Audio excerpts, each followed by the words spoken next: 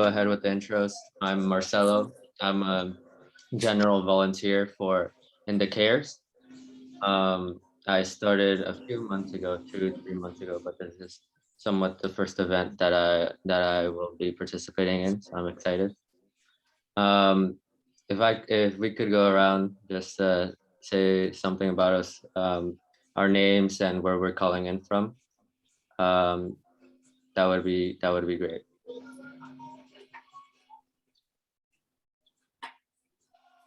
I'll go first. My name is Tisham and I'm calling in from New Jersey. Another New Jersey person, yes. I'm calling in from Kearney, near Newark.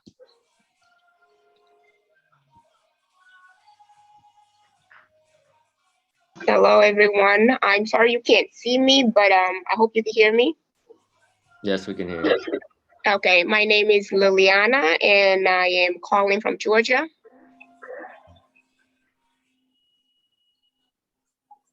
Hello, my name is Jordan, and I'm with Paulo as well. I'm calling from Tacoma, Washington. Great, thank you so much for joining in. Is anybody else left? Let's see. Hi guys, I'm Kayla and I am calling in from Michigan. Thank you for joining us today. Anyone else on?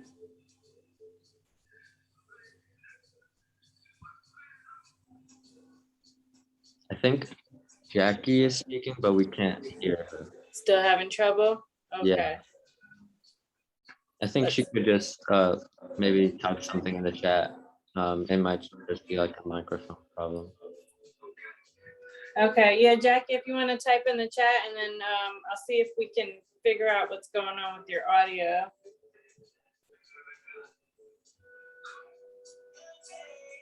And then we'll read what you type in the chat. Anyone else on?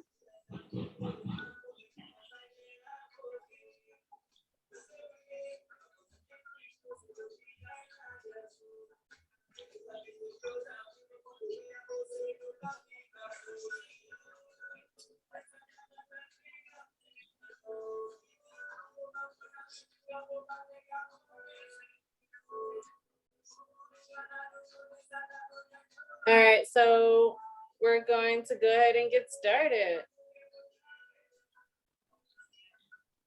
So let me just make sure I can. All right. All right, so this is kind of the timeline that we're working with today. Marcel, you want to kind of guide us through that? Sure, yeah. So right now we're 11:10, so we're almost done through the first part of the introductions. I was gonna mention another question just so you guys could add in. If you guys have like eaten or cooked any sort of Angolan or Portuguese cuisine before, I'd like to hear what your comments are. I myself have not eaten any. At least I know I haven't eaten any Angolan food. I don't think I've eaten any Portuguese food. I have gone to like some restaurant called Hamburgão. It's I think Yes, that's Brazilian, yeah. yeah. So Brazilian, I guess, yeah, it counts as like a mix. It's also a great mix of Portuguese food. I really like the burgers there. It does have a lot more stuff too. So I will be trying it out. There's a lot of Brazilian cuisine around here, so Brazilian, Portuguese. I haven't yet seen any Angolan restaurants, but I will be looking around.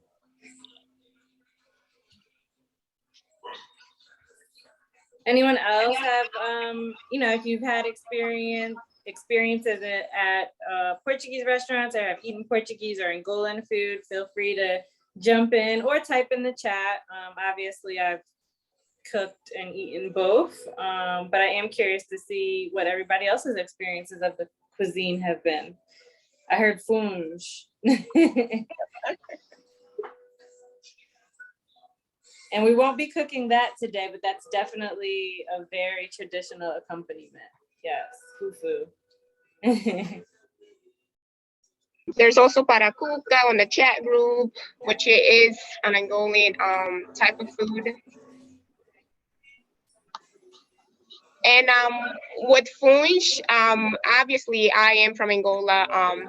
And when we eat funch, we tend to leave it like towards the end of the weekend because it's just it's just an experience. It takes a long time to get through it, and it takes a lot of people to actually go through that food. And it's just we cook a lot of it, and we want to experience with family and friends, so we tend to eat that towards the weekend because the weekday will be too much for us. It's so heavy. Yeah. Thank you for sharing. So as we kind of read off what people are typing in the chat, just want you to just boil a pot of water. There doesn't need to be too much water in it. We're going to boil a tomato, so you can just boil that pot, get that started. And we'll go through the chat and see what else people have tried or have heard of.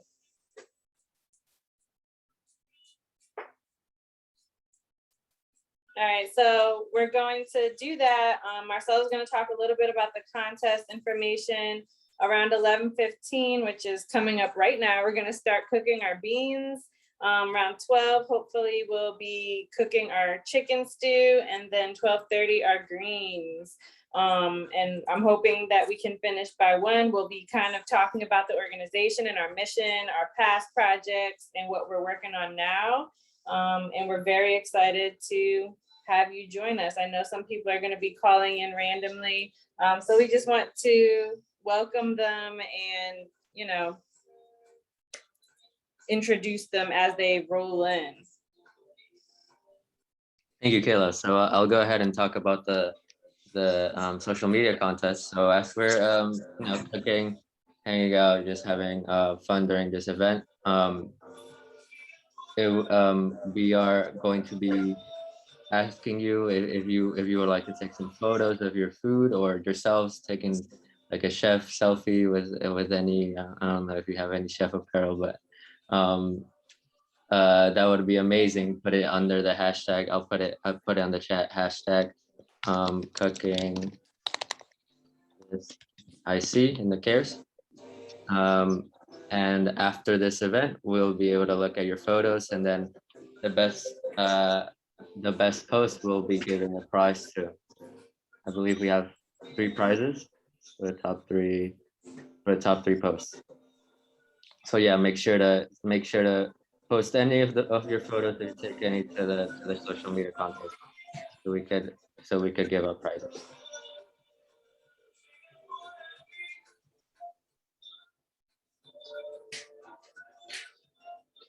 Thank you. All right, so we are going to get started. I'm going to turn the camera around on me, and Marcel is going to talk to you a little bit about IndiCares, what we do, our mission. But if you haven't already, put a pot of water to boil. You don't have to have a lot of water. It's enough to boil that tomato, so you can go ahead and wash your tomato and boil your tomato. We'll be using that later for our chicken. Going to start now, so you can go ahead and grab 2 onions out. We'll be cutting 1.5 onions for our beans that we're about to start. And we're also going to be chopping 4 garlic cloves, so you can just grab those items so that we can get started.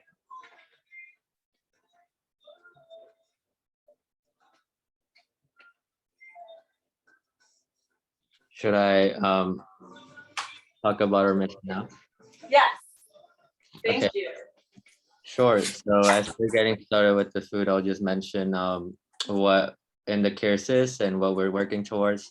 So we are a not-for-profit organization whose purpose is to basically empower the lives of Angolan individuals, particularly children, in many aspects. So we're working towards increasing educational health, education resources, health, interpersonal life skills, and creating more recreational opportunities for children, because we know that these are great, very important aspects to life, and this would promote a lot of long-term and sustainable growth as the generation grows older. And our focus is, we have a few points here on reducing poverty. We are trying to create more resources so that the problem of the issue of inequity is less so pronounced. Creating resources for education so that these children in Angola could have even better opportunities as they grow older.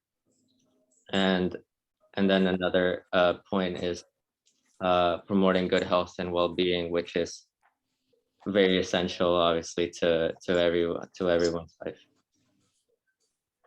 Thank you so much. So right now I'm just chopping, again, 1.5 onions for our beans. A rough chop is going to cook for a while, so you do want it to be sort of even, but it's a rough chop because it'll break down. So 1.5 onions. I have a candle going. I don't know what other people's tricks are when they're cutting onions, but I feel like candles kind of make it so that it doesn't impact your eyes as much. Also have tried rinsing the onion under cold water for a while, as well as popping it in the freezer afterwards, prior to cutting, to kind of reduce the impact that it has on your eyes and making them water. So not sure if you have any tricks, guys, but those are mine. So I have my onion, and I'm also going to chop 4 garlic cloves for our beans. If you have your palm oil, you're going to take about 1/3 and pour it into the pot to burn it essentially for a bit. Just because if you don't do that, it tends to leave an unpleasant kind of texture and taste. So I always like to start with that and then add the onion, garlic, and a bay leaf. So go ahead and pour about 1/3 of your bottle into a pot.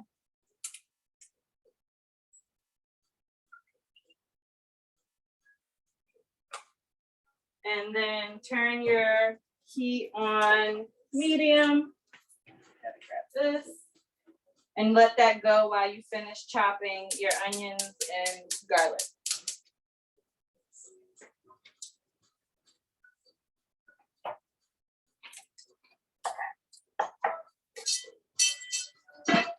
I have heard also for chopping onions that chewing gum helps. I've never heard that before. I've never used it before. I kind of just power through chopping onions, but it does end up taking a toll on my eyes. But I will be trying that technique. Maybe it does, maybe it doesn't. But I have heard many times, on social media or from friends that chewing gum actually helps, which I found quite interesting. Yeah, I'm gonna try it too. I'm gonna try it as well because that's my main problem with onions. Yeah. It's kind of the first thing that their parents teach you. They're like, yeah, just you'll have a lot of problems chopping onions, but you'll get used to it. Yeah, that's a good tip. I'm definitely going to try that as well. I'm always trying to find ways to make it easier because Another one too. I'm sorry, Kayla. No, go ahead. Another tip as well, Marcelo, is if you soak the onions in water beforehand, that helps to take out that whatever it is in it that makes us cry. Yeah. So, but I try the water, but I'll definitely try the chewing the gum thing and see if it works. All right, so I'm going to go ahead and add and actually I'm gonna turn up my heat a little bit because I don't feel like it's smoked enough. So you're looking for smoke to come out of your pan. And that's when you kind of know that you've burned it adequately. So I'm gonna let it smoke up a little bit and then I'm gonna go ahead and add the 1.5 onions and 4 garlic cloves into the pot, as well as 1 bay leaf. And palm oil is very commonly used in many parts of the world, but especially with African cooking. So it's a staple. It's native there. It's used in pretty much everything. And actually around the world, a lot of things are made from palm oil that we use regularly, whether it's soaps, shampoo, so not just food, lotion, a lot of things have palm oil. But as far as cooking, it's definitely a staple oil to cook with. It's in a lot of our dishes. All right, I'm adding my bay leaf and about 1.5 onions and garlic.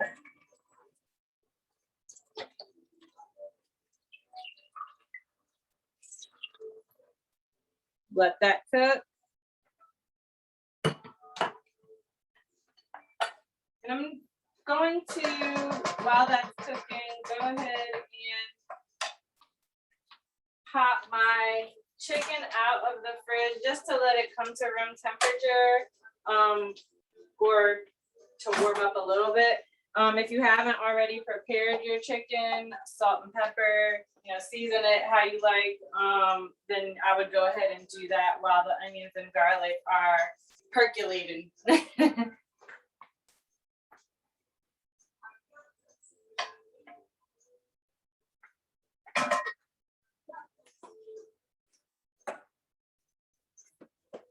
All right, has anyone new joined us? No, I don't believe so. Okay. All right, so once my onions and garlic are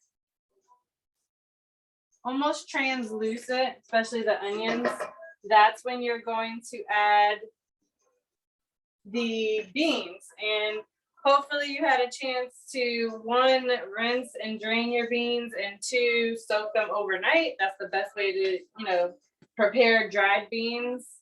And you can just go ahead and dump those beans and that water that you've been soaking it into your pot. It'll add flavor.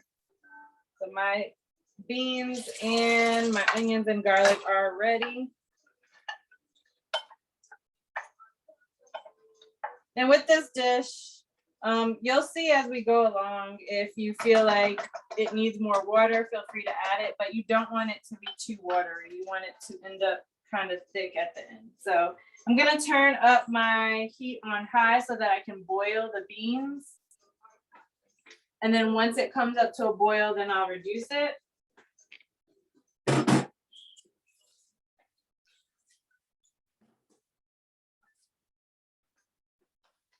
Cover my pot.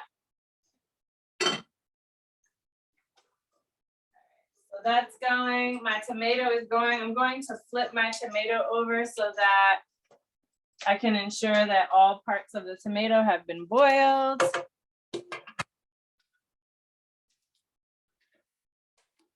How's everybody doing so far? Great. I just wanted to point out, like the color of the palm oil. I find that very interesting. Amazing. It livens up the food. It looks orangey, almost. It looks rich. I find it very, very nice.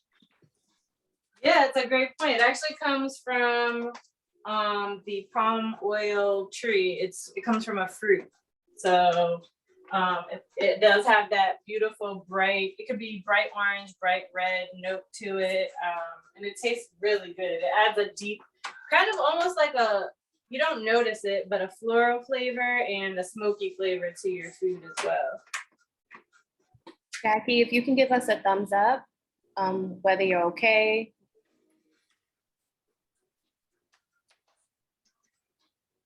Thumbs up. Thumbs up, are you okay? Okay, she's putting in her onions right now. Okay, great. Okay, she's putting in her onions.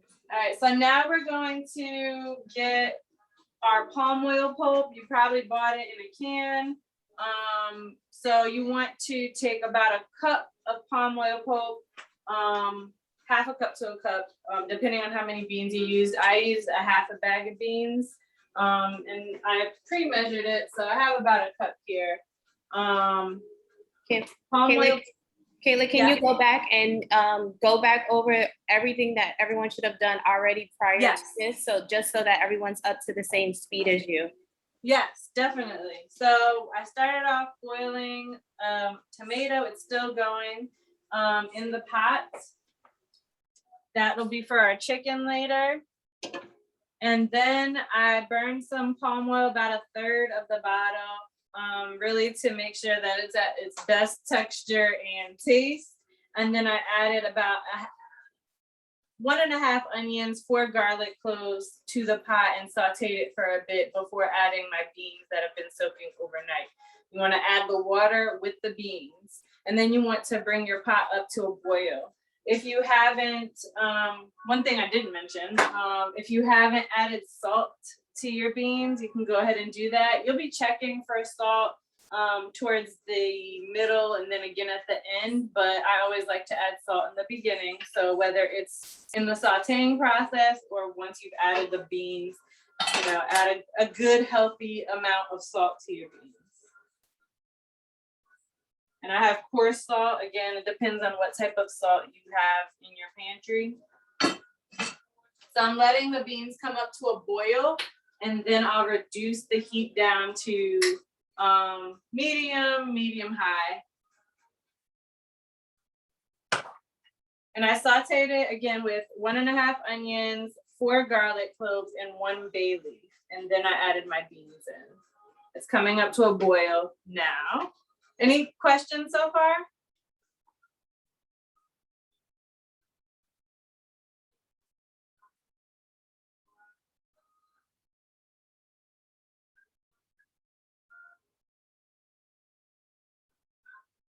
It's going to be difficult with not being able to hear you, Jackie, having to type everything in the chat. She says she's lost. Can you go back a little bit?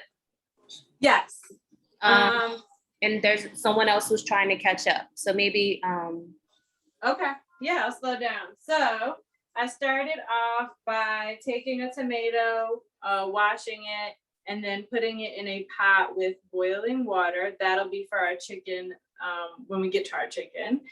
And it's been boiling for a while now. Once you start to see the skin kind of peel off, you can turn that tomato over in the water if it's not fully covered to make sure that it's boiling properly. Then what I did was I took about 1/3 of the palm oil that was in the bottle and poured it into my pot, turned up the heat to medium high to make sure that I burn the palm oil first. Just because if you don't, you'll have an unpleasant kind of texture to your palm oil and taste. So you want to look out for some smoke coming from your pot, and that's how you know that your palm oil is ready to go. Then what I did was I took 1.5 onions and chopped them, and 4 garlic cloves, and sauteed them in the palm oil with bay leaf. At that point, you can add salt, or you can add it after you have added your beans.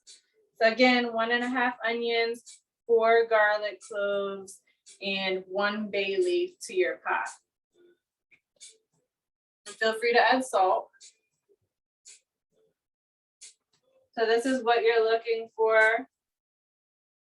So after my onions have become translucent, after I sauteed my onions and garlic, I added the beans that have been soaking overnight with the water to the pot and brought it up to a boil.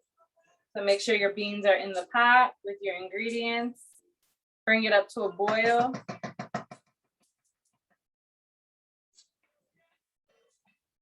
Make sure you add salt if you haven't already. And in the meantime, I also took out my chicken. I had already seasoned it with salt and pepper. So take out your chicken if you haven't. Make sure you prepare your chicken, season it, and we'll put that to the side because we're not going to get to the chicken yet. Are we good? I'm gonna say stay right there. Okay.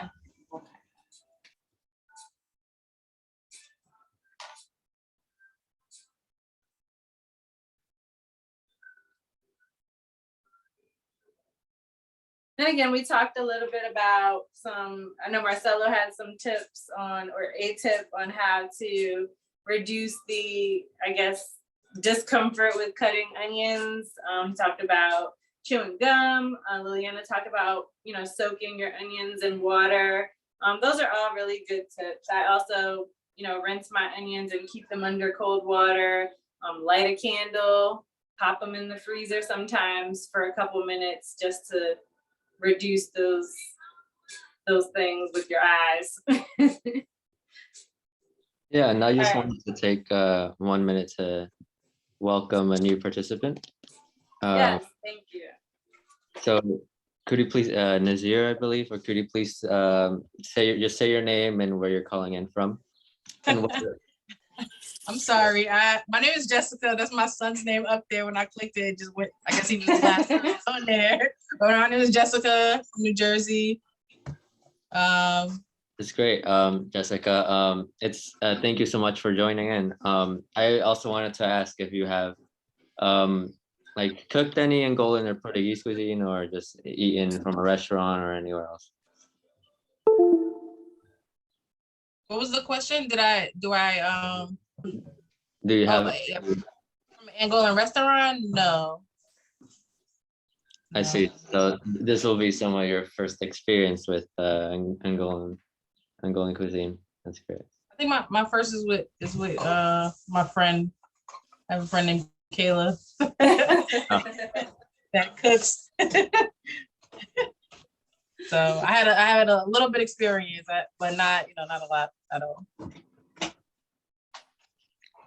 right, so I'm gonna go back and kind of go over everything again and then move on. So again, if you haven't already boiled your tomato in a pot of water, that's for the chicken later. I've also taken a third of the palm oil and poured it into a separate pot, and started that burning process of it. You want to cook it on pretty much high heat, medium to high heat, until you see smoke.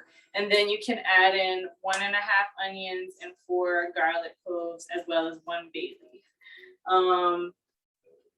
Saute that for a little bit, and then and at that point you can add salt, where you can wait until you've added your beans to add salt. So after it's been sauteed, I then add in my beans with the water that they've been soaking in, season it with salt if you haven't already. You can add pepper too, a little bit of pepper. I'll do that now. And it should be boiling. And once it's come to a boil, you want to reduce it to medium heat. So I'm gonna do that now. And what I'm doing now is, if you have your palm oil pulp, you can take about 1/2 cup to a cup and pour it in. It depends on how many pieces of chicken you have. It creates a thick consistency and a different palm oil flavor. I think it's necessary, but if you weren't able to find palm oil pulp, you can just do about a tablespoon of tomato paste, and that'll help with the consistency of the beans as well. So I'm gonna add my palm oil pulp now to the pot. Pick this up.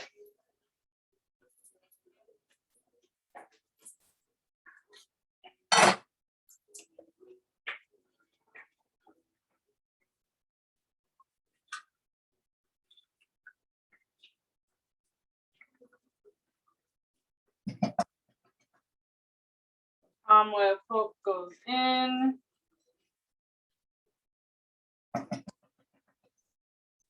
And you can, so you might notice that mine is in a baggie and not in a can, and that is because I froze it. So you're probably wondering, like, what can I do with my leftover palm oil pulp? Because there is a lot in this can. They usually come in like one size or 2 sizes actually. So you can freeze it. So I froze about a cup in each Ziploc bag so that I can use it in the future. I'm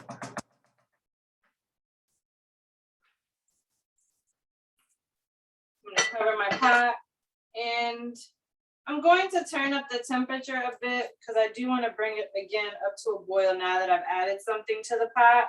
So I'll bring it up to a boil and then I'll reduce it back down. Again, you want to, after that, just maintain your beans on medium heat. And you'll check in on them every once in a while just to make sure that they're cooking, make sure that there's enough water. We don't want there to be too much water in it because it's not supposed to be watery or liquidy. But we want enough water so that they cook. So we'll check in on them. I do want to check in on you guys and see where you're at, if we're okay to move on.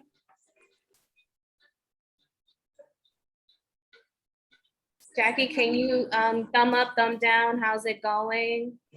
Type in the chat, how's it going? I just want to make sure you're up to date. I'm sorry if to bother.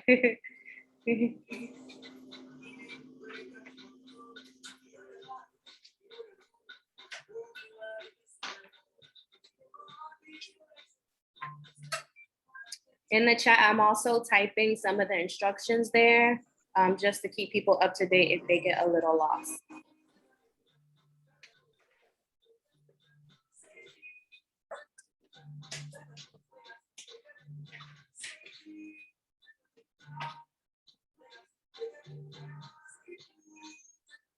All right, so once you have your beans going, you've added your palm oil pulp, you brought it up to a boil and you see that it's bubbling and percolating, then you can reduce it down to a medium heat and put your timer on. You know, you don't have to, I can put it on for you because I'm gonna do it on my end, but we wanna let these beans cook about 1.5 hours or until they're soft. But I'm going to put my timer on for an hour to check up on them then. So 1 hour. And that's pretty much all we have to do for now. We'll keep checking in on the beans, occasionally to stir. At the 1 hour mark, we can check for seasoning, see if we need to add more salt. And at that point, we'll add one more item to our pot if you happen to buy it. So that's it for our beans. So we're going to go ahead and get started very shortly on our chicken. So again, if you haven't already added the palm oil pulp, about a cup, half a cup to a cup, depending on how many pieces of chicken you have. I lean more towards a cup. I do like the consistency it gives. So palm oil pulp in the pot, bringing your beans up to a boil. And then once you've seen that they've been brought up to a boil, then you can reduce it to a medium heat and just keep an eye on it. Everybody's stove is different. So at some points you might want to reduce it to like medium low if you feel like it's just cooking too quickly. We don't want the outside to cook quicker than the inside. So let me actually check on my beans now. Oh yeah, they are bubbling. Want to look at what they look like? So you've seen the change in color too that the palm oil pulp provides. So it's no longer this bright orange. So I'm going to reduce to a medium low and let them cook. And again, I put my timer on for 1 hour and that's when we'll check and see how they're doing. So going to move on to our chicken, if that's okay with everybody.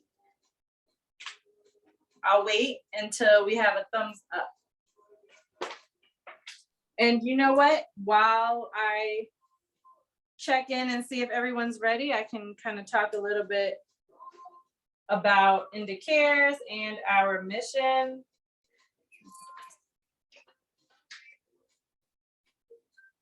I'll put that up for you. Thank you. So I'm going to talk a little bit about past projects and programs and campaigns. And again, if you haven't already, you can pull your chicken out, prepare it how you normally prepare it and season it. And your tomato should be done, so you can remove it from the water. Remove it from the water and place it on a cutting board so it can cool down a bit before you get to the tomato. And then I will go over this.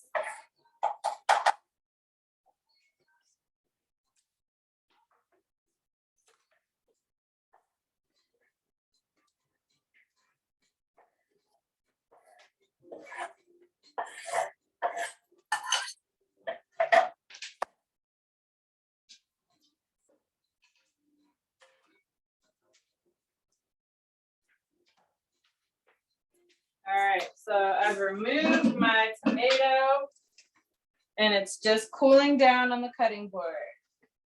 So some of our past projects, programs, and campaigns, we've done a lot, but the major ones have been our Prevent Malaria campaign, where we were able to distribute about 250 insecticide-treated mosquito nets to a town and a village in Angola to help prevent malaria. We also educated the population that we were working with about malaria, about how to prevent malaria and how to treat it as well.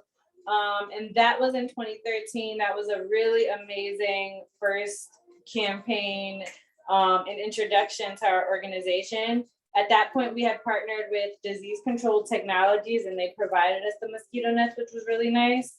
Our next major one was our Knowledge is Power campaign. So that one was more focused on education. So at that point, we distributed about 400 backpacks filled with school supplies to children at an orphanage in Luanda, which is the capital city, at a school there. And then we traveled about 10 hours north to a very rural province and distributed some more backpacks at a church. And that was an amazing experience. We partnered with Sister Dominga's Orphanage as well as Rise International. And that's where we just distributed our backpacks. And we talked to the kids about, education, about pursuing their dreams, pursuing higher education. So that was really nice. And then our most recent major project was our hospital supply drive. We collected about 13,324 hospital supplies to distribute because we saw a need in our past trips. And that was a program that we partnered with Partners for World Health on. They gave us a big discount on lots of hospital supplies, and we were able to collect supplies from our supporters as well as donations to be able to purchase these supplies. And we were scheduled to deliver them in 2020, but obviously COVID got in the way of that. So we still have those, and we'll talk a little bit more about what we're working on now, but we're going to save those for a clinic. So when we're actually able to, carry through this project and complete it. So that's a little bit about our past projects, programs and campaigns. You can always check our website if you have any questions or want to explore further. I'm going to get back to the chicken now. Thumbs up for if we're ready to kind of move on. Or if you have any questions, feel free to type them in the chat, or if you have audio abilities, you can go ahead and just chime in or ask a question, just unmute yourself. Jackie asked, should she add palm oil to the chicken pan? So we're going to get started on that now. Great question. So the first thing we are going to do is actually, yes, add palm oil to your chicken pan. And while that burns, you are going to saute your, again, 1 onion and 4 garlic cloves and bay leaves. So we're going to add another, I'd say, third of the palm oil to the pot and let it burn. And while that's burning, you can chop 1 onion and 4 garlic cloves so that you can add it to your pot as well. Now we are going to have the palm oil on standby because you might realize that you want to add more. But I'd say about a third. I'll go ahead and pour mine in so you can see how much palm oil I'm adding to my pot.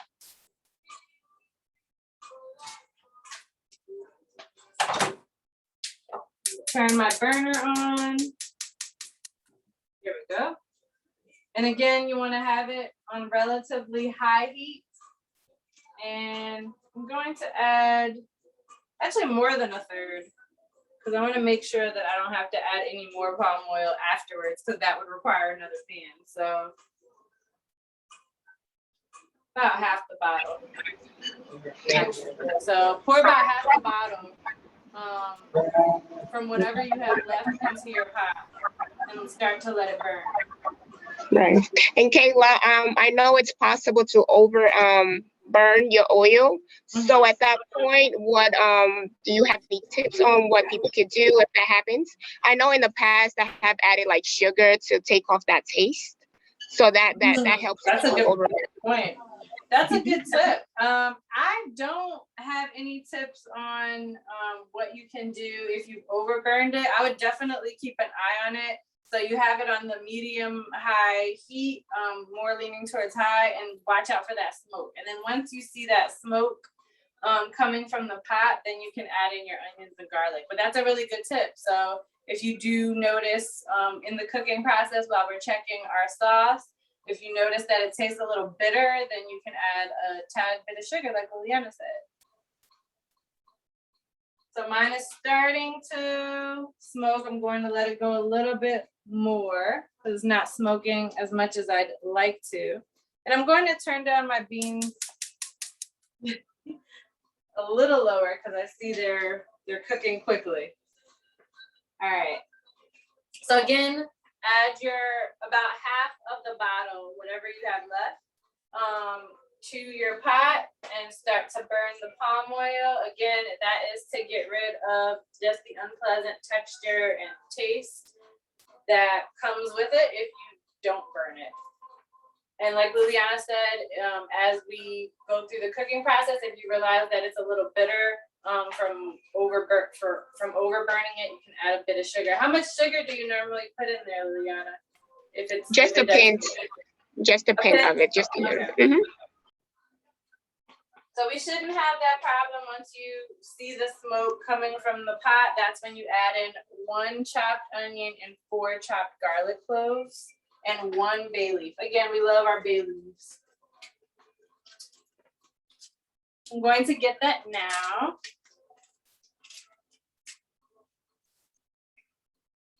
And if you have a food processor, feel free to use your food processor.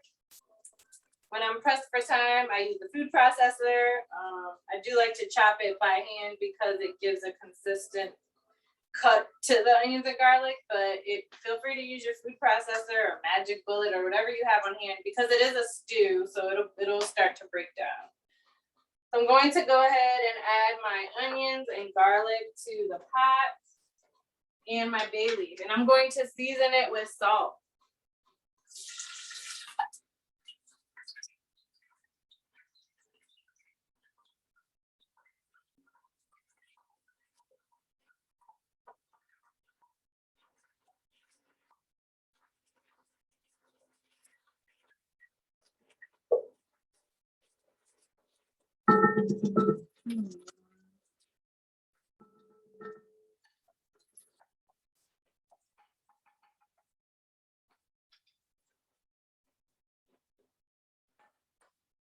So add your 1 onion and 4 garlic cloves and then your bay leaf to the pot.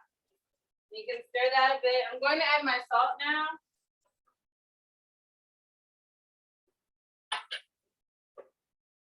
And you can be pretty generous with your salt. And I'm also going to add some paprika. I think it gives a nice smoky flavor to it as well. A pinch of it.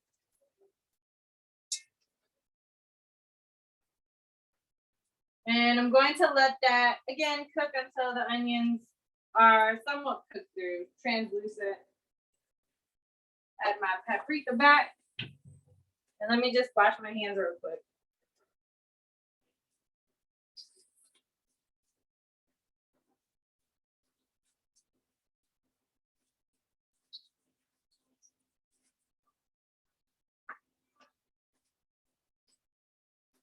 So again, palm oil is, very widely used in African countries and other countries around the world. It's native to Africa.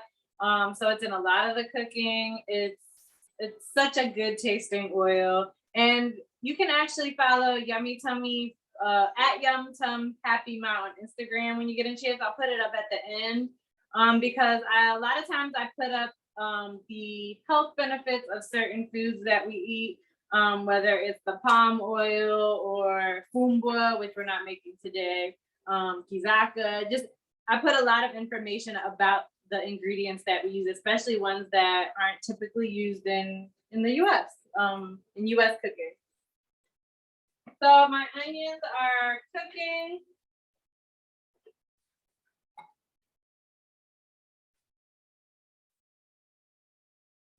And at this point, I am going to add my chicken. So if you haven't, again, caught up to me, you're pouring half of what you have left in your palm oil bottle into your pot, letting it come up to a smoke so that you're burning off some of that unpleasant taste and texture. And then you're adding your 1 onion, 4 garlic cloves, and a bay leaf to your pot, sauteing it. You can add your salt at that point. And now I'm going to add my chicken to the pot. So I have about 6 pieces of chicken. I like bone-in because it gives more flavor, but you can certainly use whatever type of chicken you find in the supermarket, whatever you have on hand, obviously. I have thighs, but I tend to mix it up with breasts and thighs and legs. I'm just going to put my chicken in.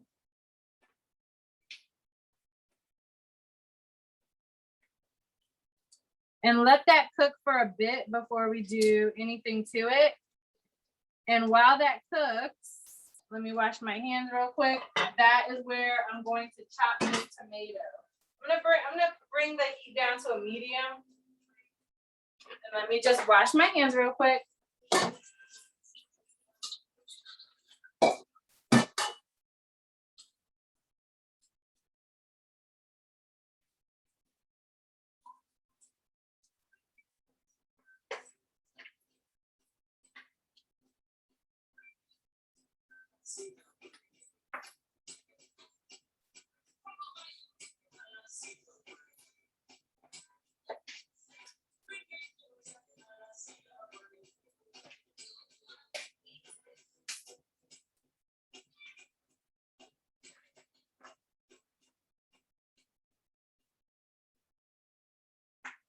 I'm going to bring you up to speed before we move on.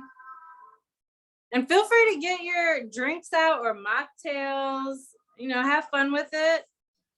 I have my sangria here. And you can find the recipe for my sangria in the cookbook that we are launching. We'll talk about it later. But I have my sangria here. And I'm going to take a sip soon. Oh, there's, yep. All right, so again, half the palm oil from your bottle can go into the pot, bring it up to a smoke, and then add your onions, garlic, bay leaf, your 1 onion, 4 garlic cloves, and 1 bay leaf. Let that cook and then add your chicken. And you do, again, if it's not already boiling, you want to bring it up to a boil and then reduce the heat once it's boiling. So you add your chicken. Hopefully you've already removed your tomato and it's a bit cooled down from boiling in that water. We're going to go ahead and chop up the tomato. I'm gonna show you how. It'll create a nice tomato sauce that we are going to add to our chicken. This is something my mom always did growing up. So you can just take tomato sauce from a can, but it's very different. It's not the same. It's a different type of tomato sauce. So I'm gonna go ahead and show you how to do that. All right. So here I have my tomato.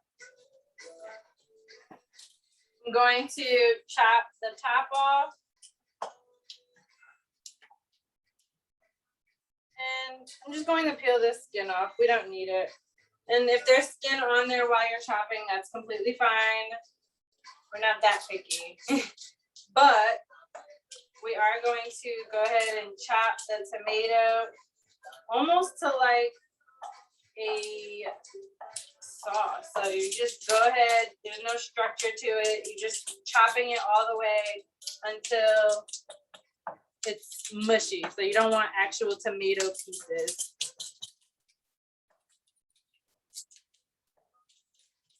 Another thing you can do is, if you don't want to do all this, I've done taking the tomato and putting it in the food processor. Again, you can do that. Just chop, chop, really fine.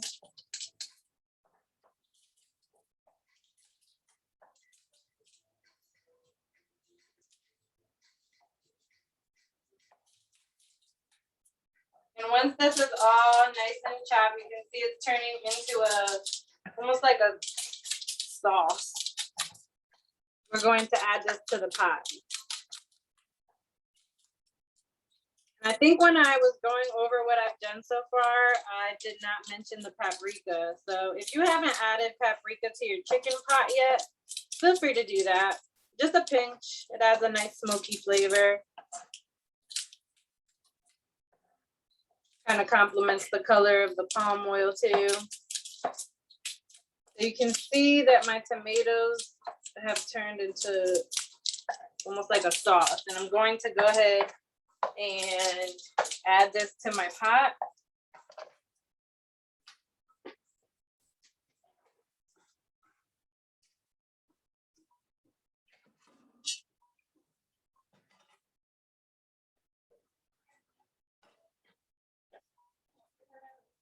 Here.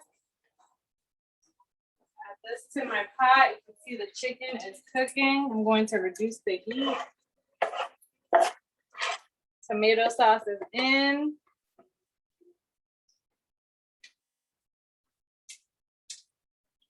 I'm going to mix that around a bit.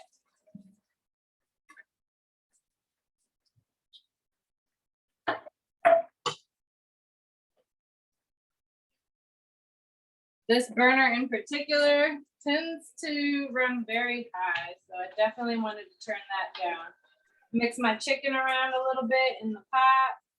Get that sauce in there that has that salt and the paprika, onion, or garlic cloves.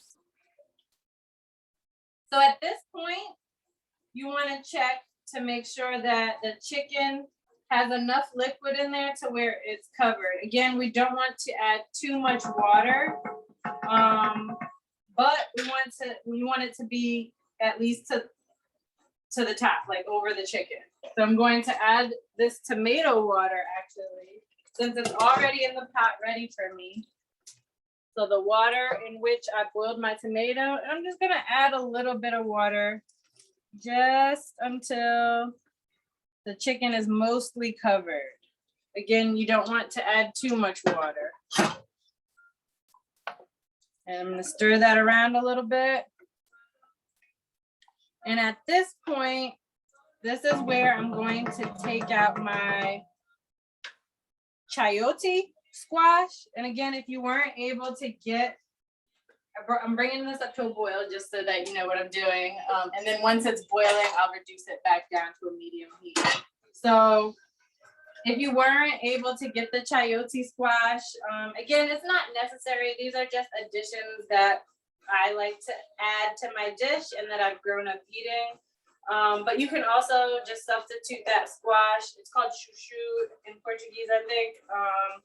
You can substitute zucchini or any type of summer squash in there if you want, and that'll be fine. We're just adding a bit, so one squash, chopping it up into, you know, bite-sized pieces and adding it to our pot as well. So you can go ahead and, you know, wash that chayote squash, cut it. It does have a pit in the middle, so you just want to cut around it, almost like an apple. And you can leave the skin on. I know my mom likes to peel the skin off, but I like the color that it adds. It has a green, you know, skin. So go ahead and chop your chayote squash and add it to your pot whenever you're done chopping that squash as well, or whatever squash you have on hand. Again, if you didn't get the squash, that's completely fine. You don't need it. You can just bypass this step.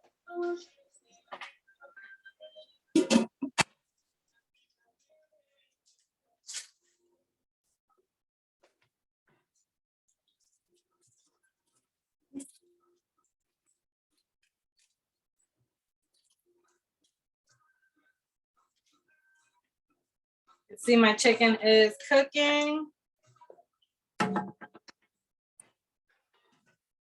Just monitor the heat. Again, bring it up to a boil and then reduce once it's been brought up to a boil. I'm going to just wash this real quickly and then we can continue. I do want to go over what we've done so far in a bit just to make sure everybody's caught up.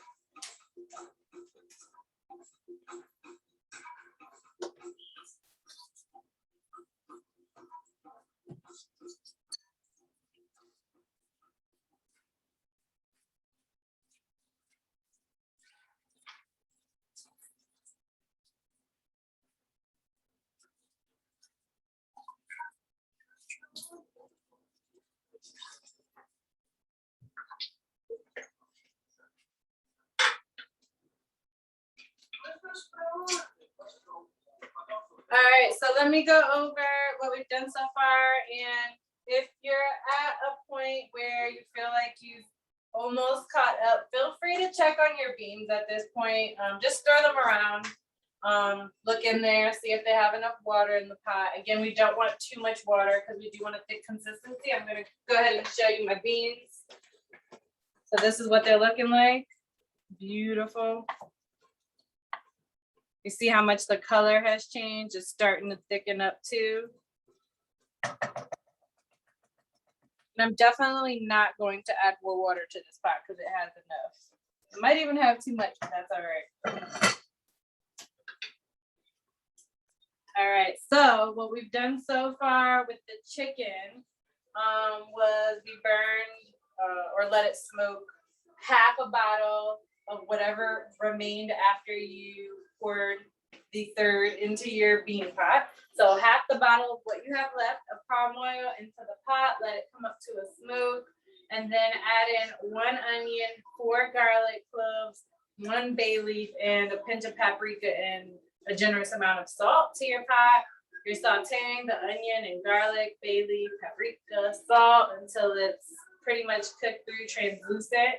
And then you're adding your pieces of chicken to the pot. You want to bring it up to a boil. And again, constantly trying to check in on it because you're adding things to the pot. So every time you add something new, you might need to bring it back up to a boil and reduce it to a medium heat, to a steady heat.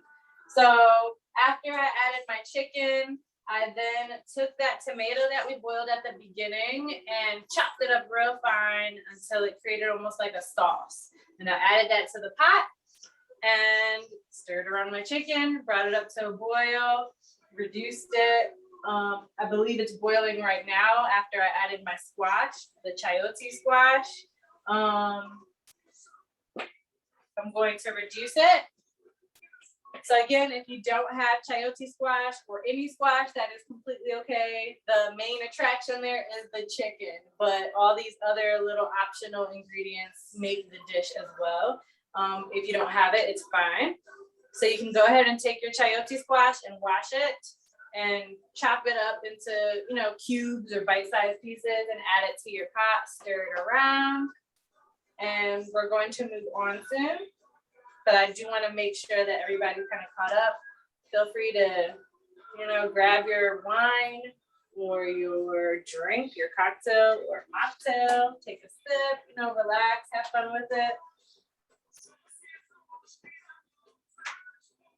So, Kayla, so far there are no questions on the chat group, so I'm thinking everybody's okay. Okay. Jessica says she's okay. Good. Mhm. All right. So let me do a time check and then we can kind of move on. And if you haven't already, please stir your beans, kind of check in on them and make sure that they look good. I'll show you my pot.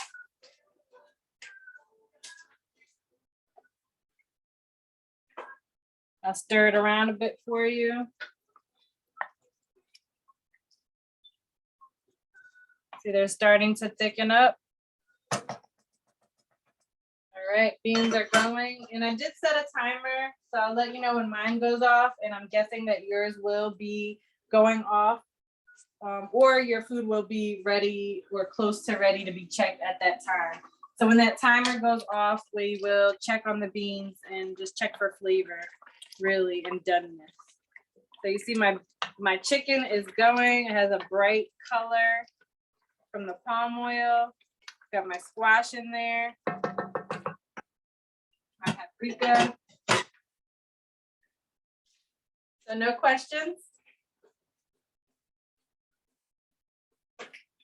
There was a question from Jessica. She asked, did we put in the collard greens in already? So Shama was able to answer. She said not yet. Thank you, Tashara. So at this point, we're going to kind of prepare all the fixings that we're going to be adding to our pot for our chicken. So if you have okra, feel free to grab it. Along with your spinach, you can grab that as well.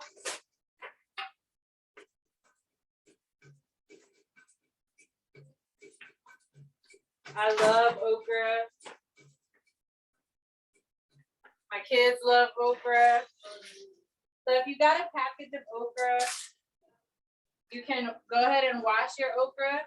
And we're just going to do an easy cut. So I'll take some of them out. You might not need the whole package. You can use the whole package. Okra is delicious, especially in this dish.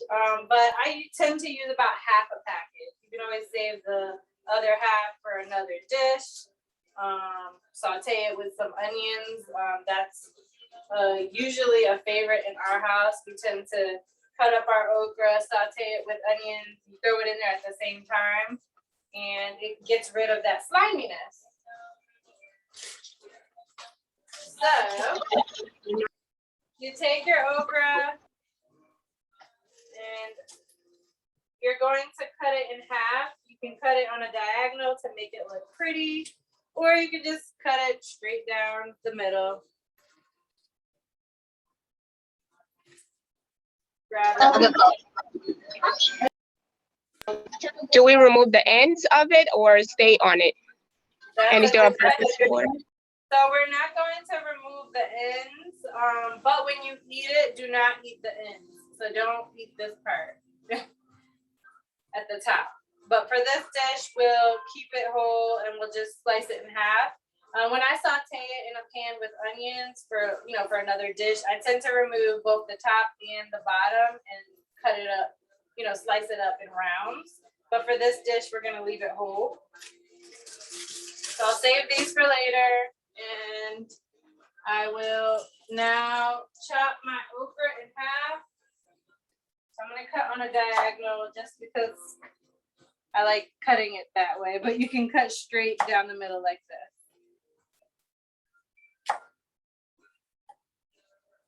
So once that okra is chopped, you can kind of put it off to the side for a bit. And then get your spinach. You can use just half a bag of spinach and save the rest for later. Or you can use the whole bag because we know that spinach wilts dramatically. So I just throw the whole bag in there. The more vegetables, the better for me. But you can just use half a bag. But we're not going to add it to the pot yet. We are going to prepare our spinach though. So go ahead and take your spinach and wash it. And just kind of reserve it off to the side along with that okra that you just chopped. We'll be adding the okra in shortly.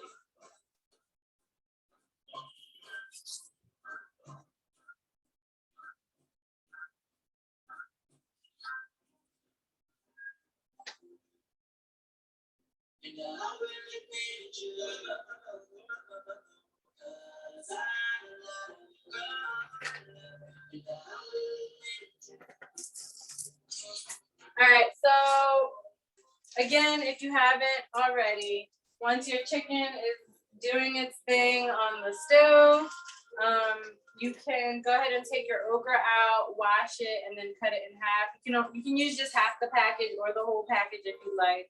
I tend to just use half and just cut it in half. When you eat it, do not eat the tops. So use your fork and knife to eat the rest of it, not the tops. So we're just cutting it in half and then we'll throw it in our pot shortly. I'm going to save the rest of my okra for another dish. And my kids love okra, sauteed in onion. You just throw that in the pot and it gets rid of that slimy texture. I've also taken my spinach and washed it. So if you haven't already, you can go ahead and wash your spinach and put that to the side. We'll be adding in our okra soon to our chicken pot. and then we'll move on to our next dish. Kayla, Jessica had asked earlier collard greens. Is that the substitute for the spinach, right? Oh, yeah. So the collard green dish is our next dish, our last dish. If you don't like spinach, I mean, you can throw in some collard greens in there or kale. I would throw that in now because you want it to cook for a while. But the next dish is going to be our collard greens and cabbage dish. But yes, great question. So we haven't gotten to the collard greens yet. So again, if you don't have spinach and you want to use some of your collard greens, you can just, chop those up and put it in the dish now. Or if you have kale on hand, you can throw that in. Or you can just omit it. You don't need the spinach in this dish if you don't want to. It's fine. Okra too. Okra is a staple in our cuisine as well. But again, a lot of people probably don't like okra, but if you haven't tried it, I would definitely urge you to try it. It's really good with this dish and this sauce and the chicken. And then, like I said earlier, you can always take your okra and throw it in the pan at the same time with like a half a chopped onion. And it's a really good dish on its own, as an accompaniment to another dish that you might make this week. All right, so I'm going to go ahead and throw in my okra now, but I do want to check in. There's a question. Yes. Okay. Yep, Liliana answered it. Oh, okay. Thank you, Liliana. All right. All right, so I'm going to go ahead and throw in my okra into this pot, the chicken pot. And I'm going to reduce my heat because this burner is very strong. So I'm going to a medium low. And I'm going to add in my okra right now.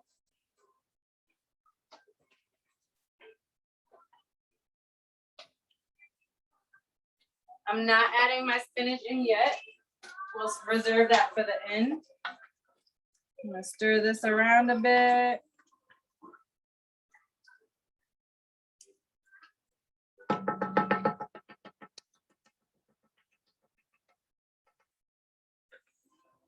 All right, so that's cooking. And again, if you haven't added salt, make sure you add salt. Everybody's different. Everybody seasons their food differently. I try not to eat too much salt, but you need it. It really makes the dish. So make sure you season your food with salt at least, and a dash of pepper if you didn't already add pepper to like your chicken when you seasoned it, or your beans. Just a dash is fine. But it really does make the dish. So I'm going to rinse off my cutting board and then move on to the greens, if everyone's okay with that.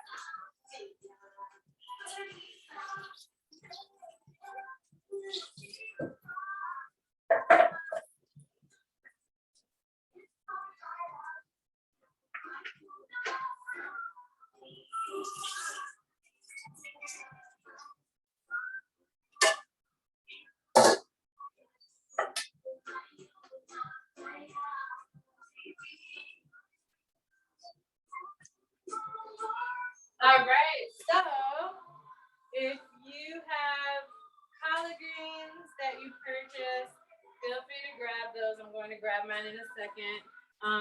Just one bunch of collard greens and half a head of cabbage. So you want to start to get that prepared. I'll show you how. You want to make sure that you wash your greens, and we're going to de-stem them and cut them into these bite-sized pieces, really. So let me grab my collard greens.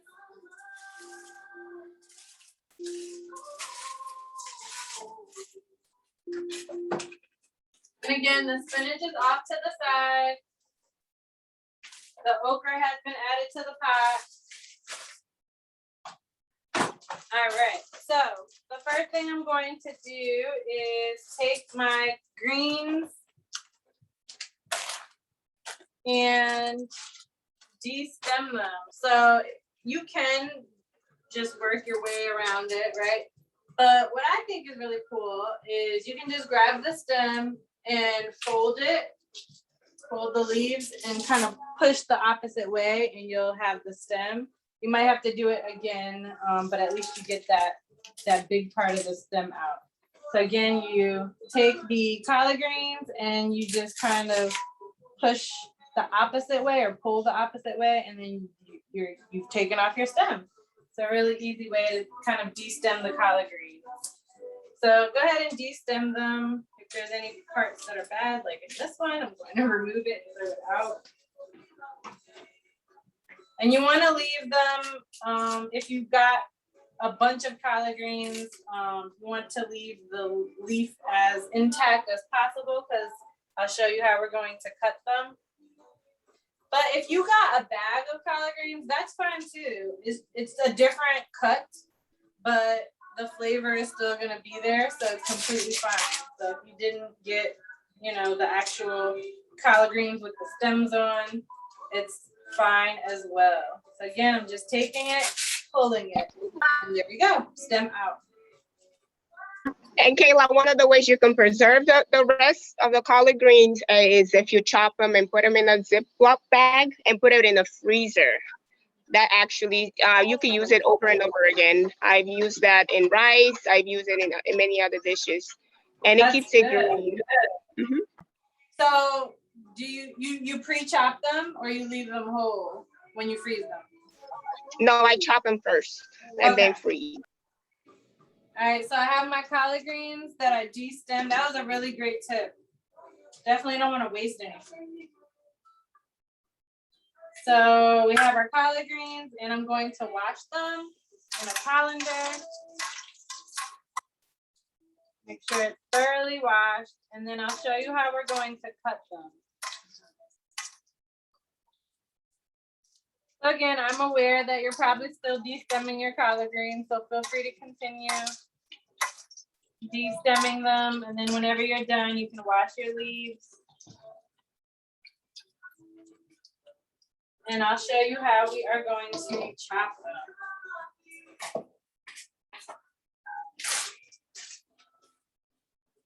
All right, so once you've de-stemmed and washed them, you want to kind of keep them intact. I'll show you why. You just kind of pile your collard green leaves on top of one another. So I'm going to do that with the remainder. So I'm going to do this. If I see anything that might need a stem removed, I'll pull it out.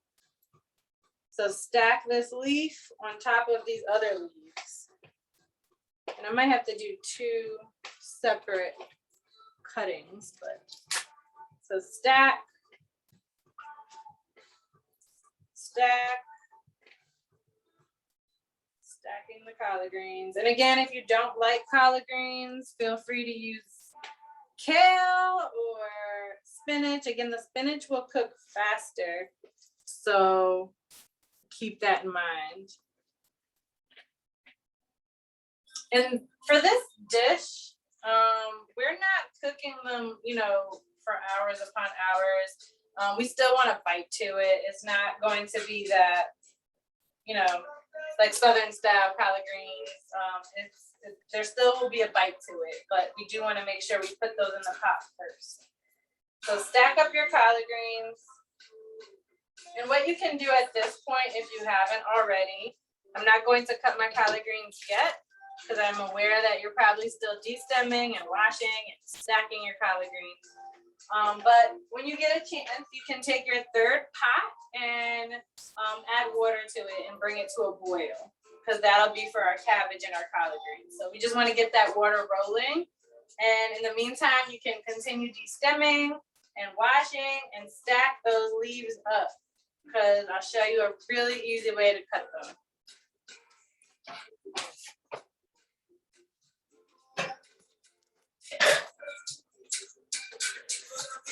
And while you're doing that, I'll just kind of go over the PowerPoint again.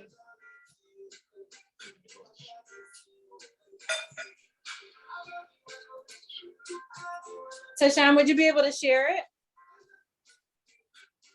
Yes. Thank you.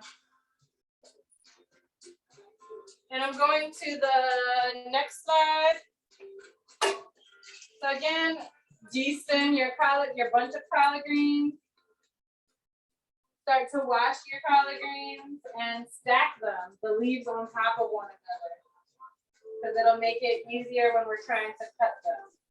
And I'm just bringing a pot of water to a boil, enough to fit the collard greens and the cabbage when we're ready. Kayla, there's a question in the chat. She's asking how much water? So it depends. I'll show you my pot. It depends on your pot, but you want to fill up the pot for the most part because you want to be able to fit your collard greens and your cabbage in that water. So I'll show you my pot. I have a big pot here.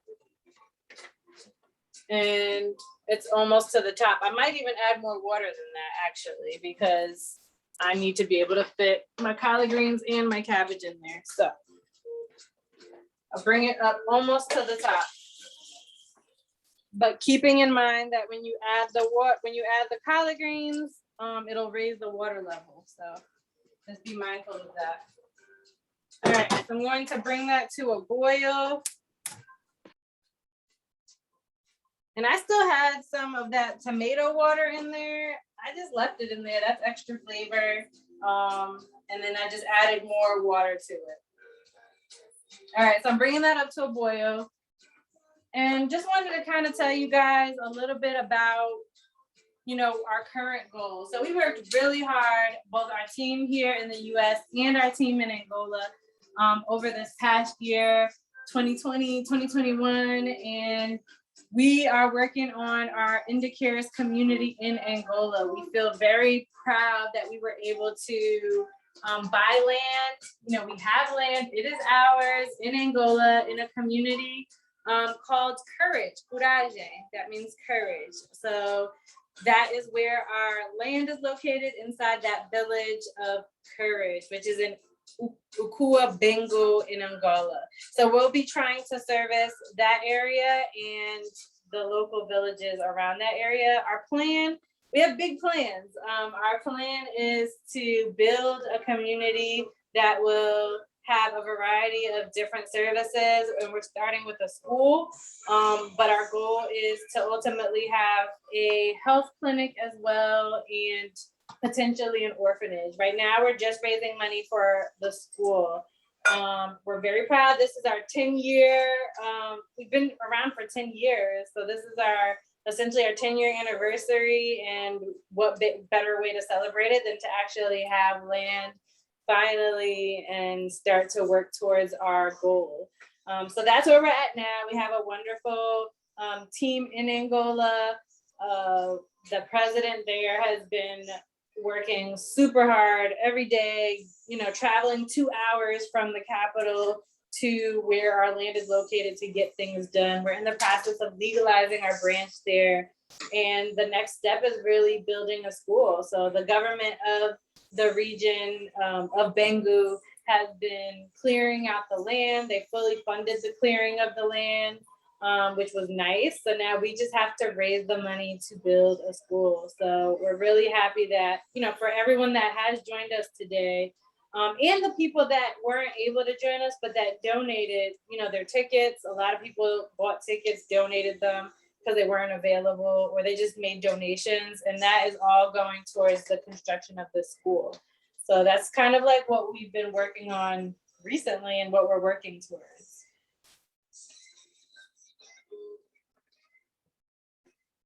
We go to the next slide. All right, so if you haven't already, again, de-stem your collard greens, wash them, and stack them up. So I'm going to show you now, and then I'll kind of get back to the PowerPoint. But I've stacked my leaves up, and now what I'm going to do is I'm going to roll them like this. And this might be too much at once. I might have to redo this, but roll them up, and then you're going to cut into slivers. No, they don't have to be too thin, not too thick. And that just makes it easier because we're reaching for this level of, and cut it in half.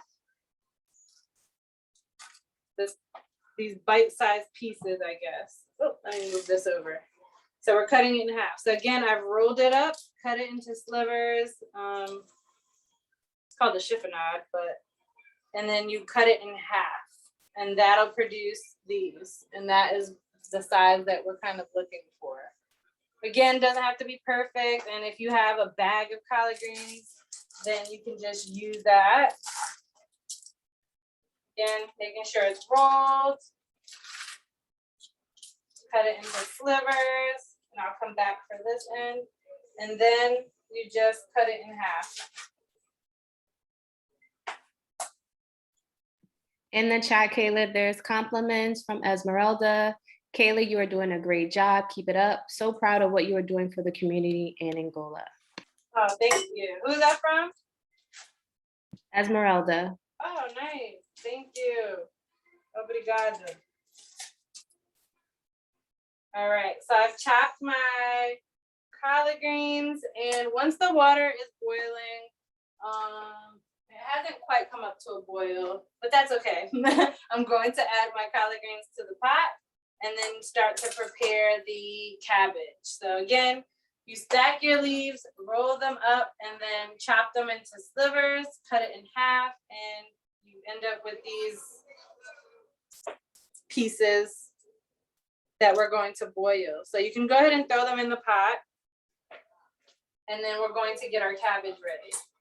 Any questions?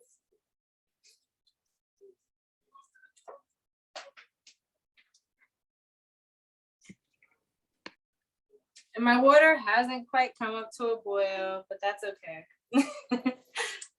You can wait until it comes up to a boil, or you can just go ahead and throw it in, and eventually it will boil.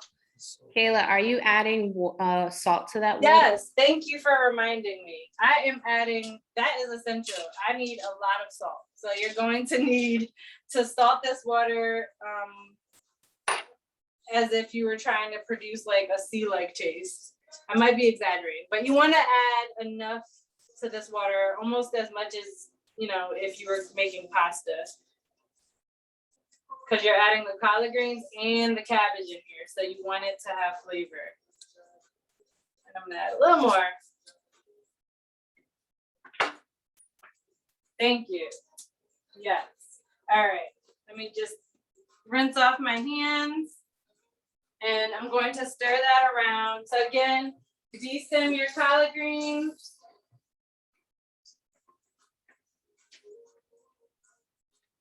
And after you've de-stemmed them, make sure you wash your collard greens, and then you can roll them up, cut them up in slivers, and then slice them in half, and that'll give you these bite-sized pieces. And then you can add it to your pot, your salted water pot, and then bring it up to a boil. I have mine on a burner that is going to take very long to come up to a boil. So I'm going to switch around my pots because it's just going to take forever. And my beans can pretty much go on low heat. We'll be checking our beans soon anyway. So I'm going to switch my pots around to different burners.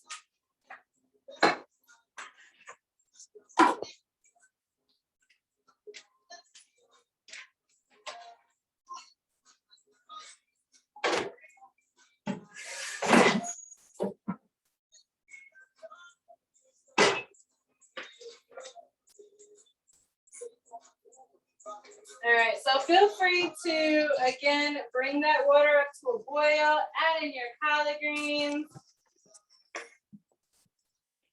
to your salted water, and stir your beans around.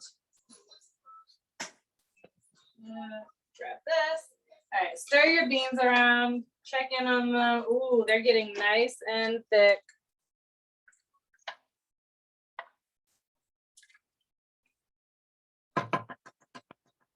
We're going to check them for taste and doneness soon. Mine look pretty much done, but we'll check them soon. Just stir your beans around, stir your chicken around. Make sure your collard greens have been added to the pot, and then go ahead and grab your cabbage. Here's my chicken. I'll probably reduce this heat a little bit too, just because this burner tends to be higher. And normally, I know it's based off preferences. I kind of trim the chicken a little bit off the fat. I didn't do it today, but trim some of the fat off the chicken. I like to leave some of it on for taste, obviously, but completely up to you. So what I'm gonna do now is grab my cabbage, and you can peel, again, I don't know if this is what everyone does or if it's just me, but you can peel that first layer off the cabbage. And then we're going to go ahead and chop our cabbage and wash it. So let me just rinse off my cutting board real quick. And my knife.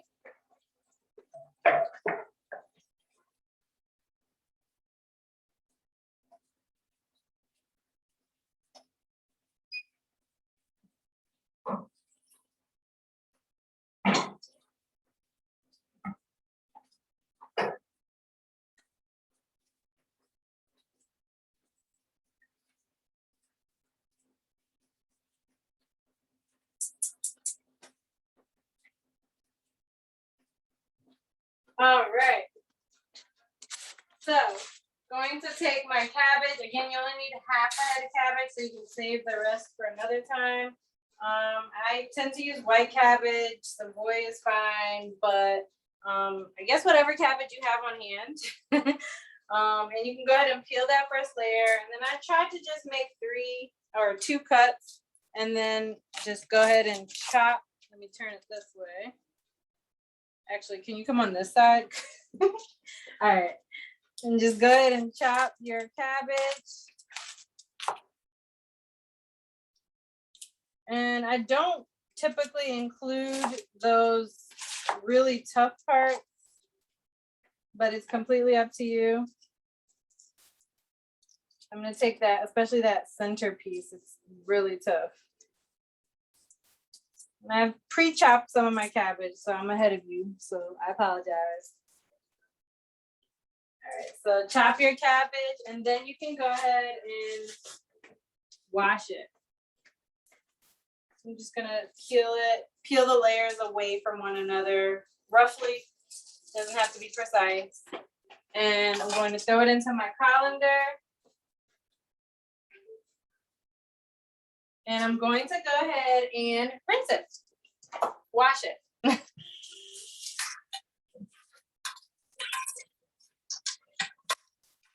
We're going to let the collard greens go for a bit before we add our cabbage, just because cabbage is quicker to cook. So, but again, we're not cooking our collard greens extra long. We just want to let them get started.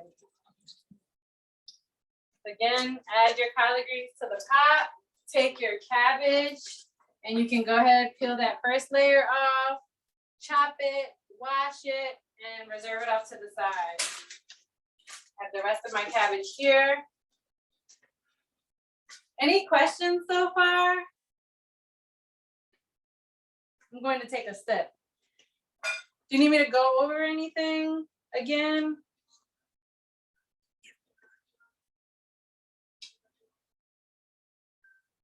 Taking my sip.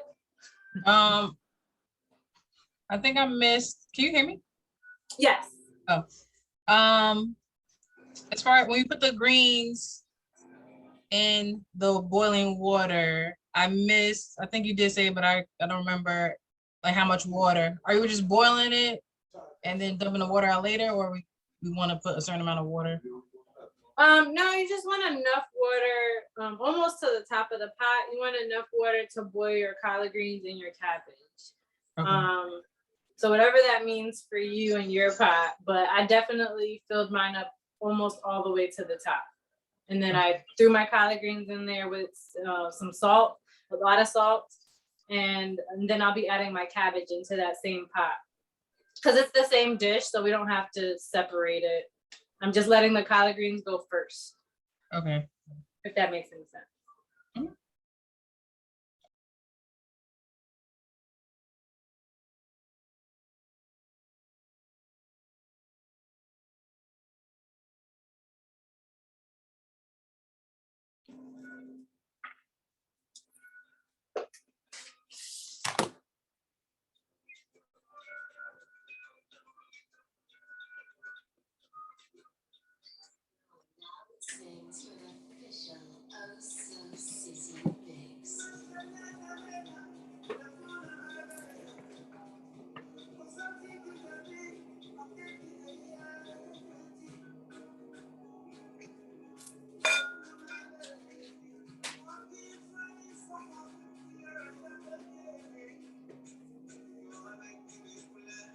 And Tasham, if you could pull up that PowerPoint, it'd be great.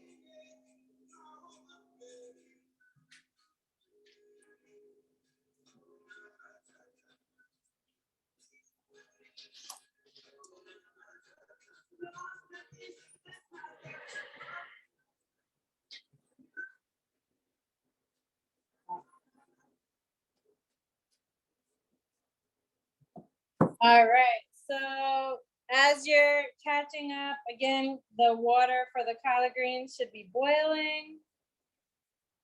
Throw your collard greens in there and go ahead and prepare your cabbage. Just a half a head of cabbage. You can take off that first outer layer and then chop your cabbage and wash it and kind of put it off to the side until we're ready to add that to the pot. So while you're getting that going, I just want to provide you some updates. Last year, we had a lot of great support, which helped us obtain the land. We raised $4,000 last year just from our Giving Tuesday efforts. And that money was sent to Angola to legalize our organization there and also to purchase our land and everything that came with that. We're currently waiting on the deed. We're supposed to be getting it in the next couple weeks, actually. Our team there, and my timer just went off, so we'll check on our stuff in a bit. My team there has been meeting with architects and engineers and technicians from the Geographical Institute of Construction in Angola, as well as engineers in Bengu, which is where our land is located, to clear the land and conduct like the initial designs for the school. So we're currently trying to build a school for the children there because they do not have access to it. Some communities and some children live about 40 miles from the nearest school. So they either have to walk that or they just don't attend school. They just help their families because it's just not possible. So that's why this is so important. Our team there has held meetings with potential partners and point people to help raise money on their end, but they're just, kind of starting to build their team there.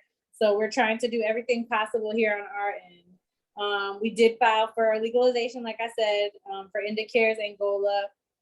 We're awaiting the confirmation. There's a president there. We have program director. We have some more members there and volunteers that have joined our team. So we're very happy about the progress we've made so far. And recently, about 2 months ago, we partnered with local healthcare workers there to provide care at a clinic in the community that we'll be servicing. So even though we don't have a clinic yet, we were able to partner with some students, healthcare students and interns and doctors and nurse practitioners and just all types of healthcare workers to provide services along with our president there because she's a nurse. So it's been really nice. And this is why you joining us and the other people that donated, this is why this is so important. Because these kids need the school, they need these services. So going to check in and see where everyone's at. Again, your collard greens should be boiling. And I'll put up, you can go to the next slide so you guys can see some of the pictures from our team there, clearing out the land, some of our board members there. And I'm going to go ahead and check my beans now. So you can check your beans.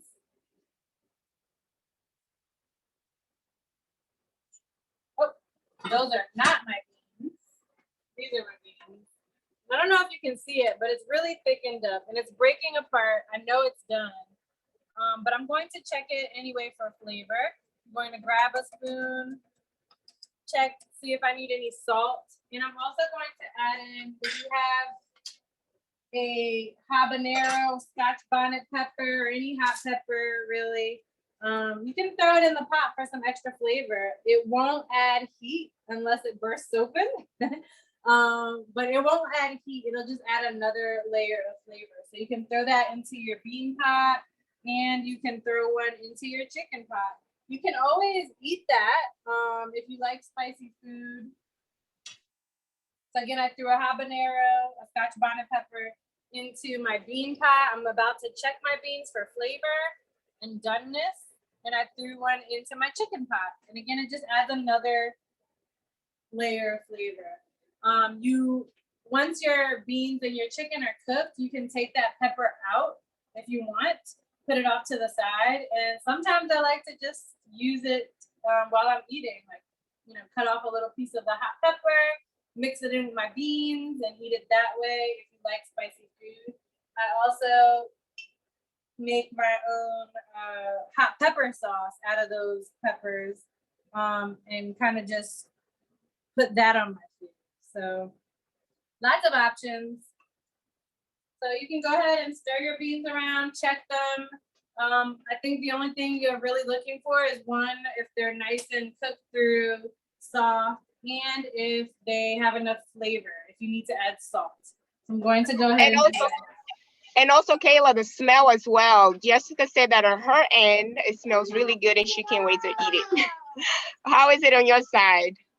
It smells so good in here. I can't wait to eat this. I'm going to add a little more salt, but they are done. So I'm going to reduce the heat to the extreme low, add just a tad more salt, and those beans are ready to go. And then I'll check my chicken shortly as well. How's it smelling over there, guys? Jackie says she thinks her beans are about a half hour behind. Do you have any words to her about that?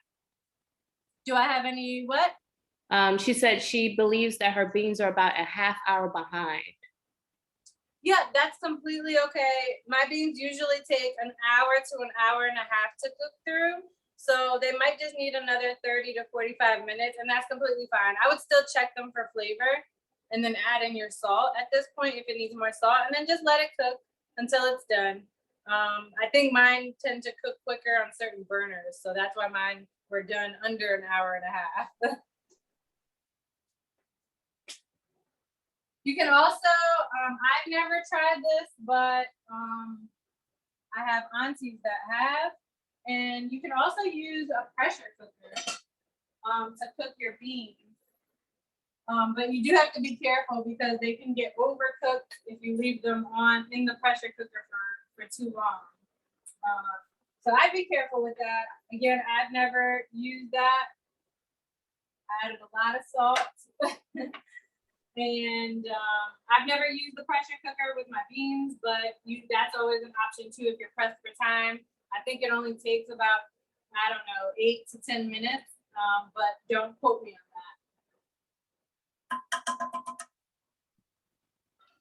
on that. Kayla, any updates? There was a question about adding the cabbage. Are we adding the cabbage as of yet? Yes, I'm about to. So if your cabbage is washed and cut, then you can go ahead and add your cabbage to the pot, and then you can check your chicken to see if that sauce needs any salt, cook it, see if it's done. I don't think your chicken will be done, but you can just check it just in case, stir it around. And again, I've added my one Scotch bonnet to my beans, one Scotch bonnet to my chicken. That's optional. Adds another level of flavor. So I'm gonna go ahead and add my cabbage to the pot of collard greens and check my chicken.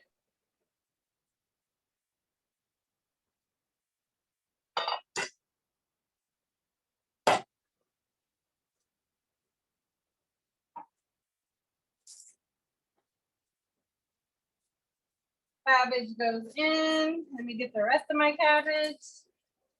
And you can stir that around a bit. And it shouldn't take too long. They should be done cooking pretty quickly, your greens. And then we're going to strain them once they are done cooking.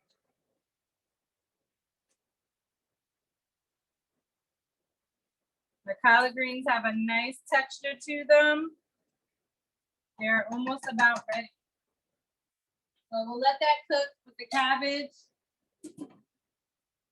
Make sure it's at a boil. And I'm going to check my chicken.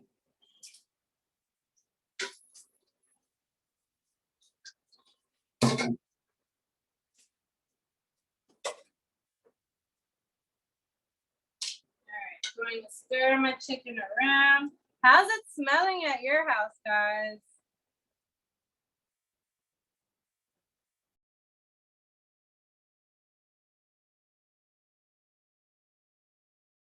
Jackie says it smells amazing. All right, I'm going to add my spinach to my chicken at this point.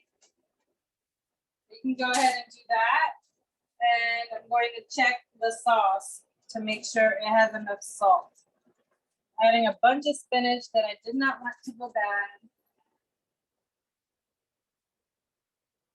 And it'll wilt. This seems like a lot, but it's going to wilt, trust me.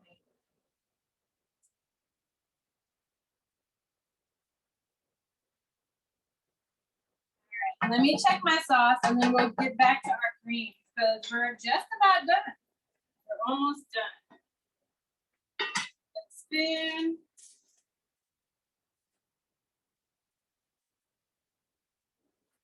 And you're probably wondering, you know, what else can I use this palm oil or palm oil pulp for aside from these dishes, especially if you don't cook with it often.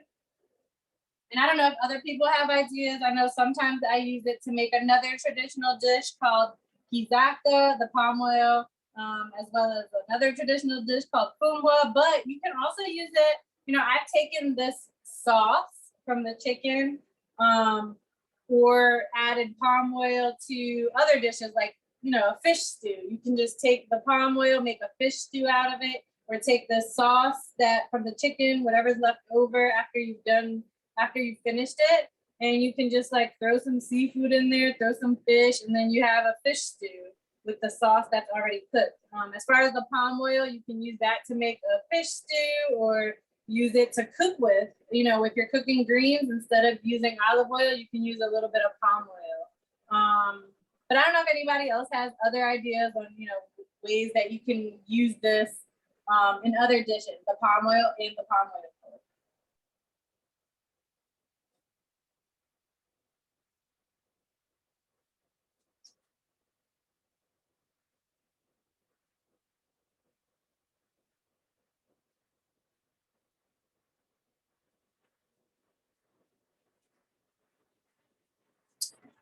So my sauce is just right. It does not need any salt at all. And I think my cabbage is about to be ready. My cabbage and collard greens to come out. So I'm going to go ahead and get that or check up on it.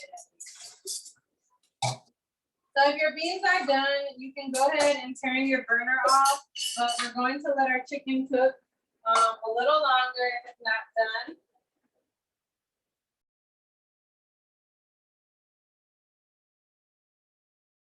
Kayla, there's a question in the chat. How long should you boil the collard greens before adding the cabbage?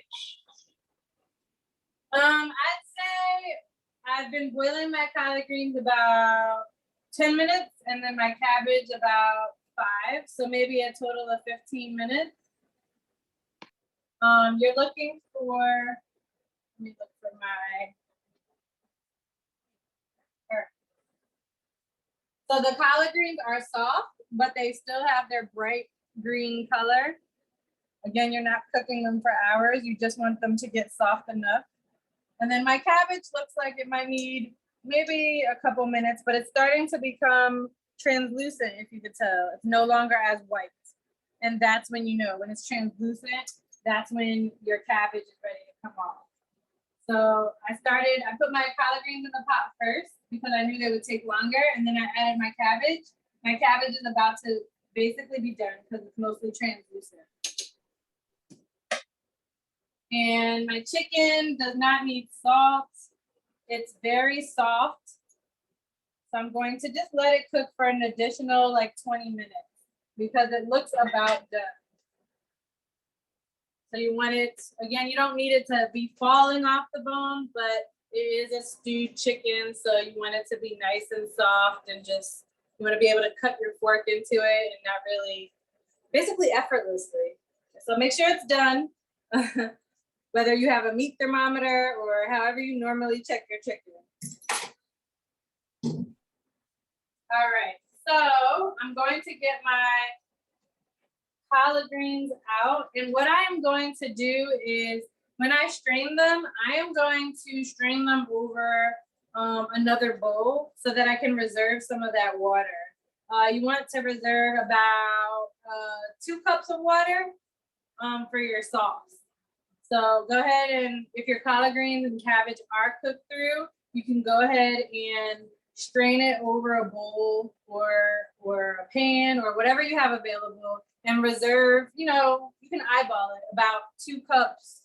If you want to be safe, 3 cups of water, because we're going to create a peanut sauce for our greens, and that'll be the last step. So I'm going to go ahead and do that.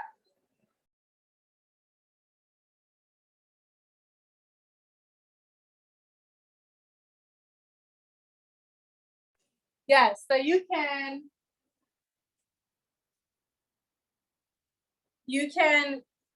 if you feel like you don't want to eyeball it, you can just take a measuring cup and scoop out, you know, 3 cups of water, and then just strain your liquid, if that's easier.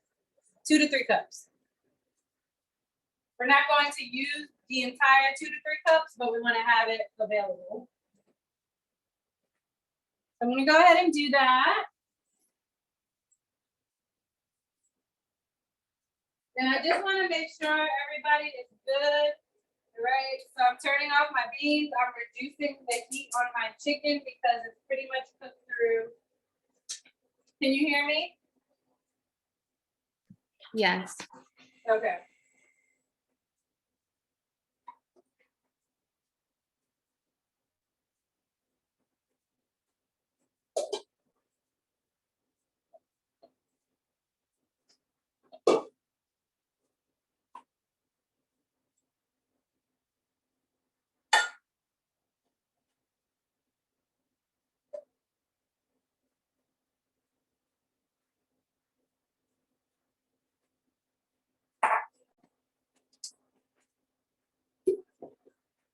So I have taken my measuring cup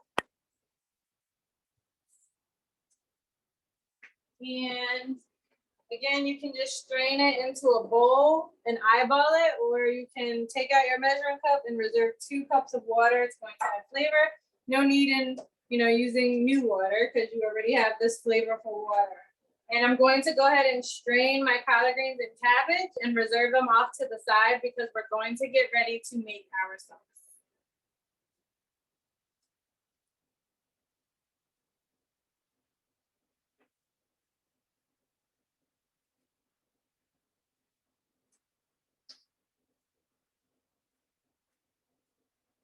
I've turned my beans off and reduced my chicken to a very low heat because it's pretty much done. I'm just ensuring that it is. Straining my collard greens, reserving that liquid, about 2 cups. And now I am going to create my sauce, and I'll show you how.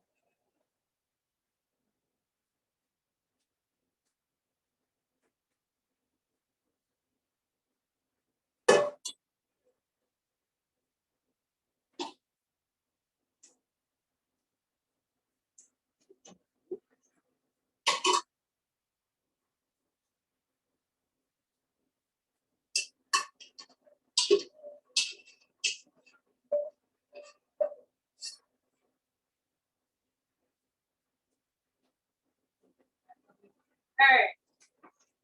So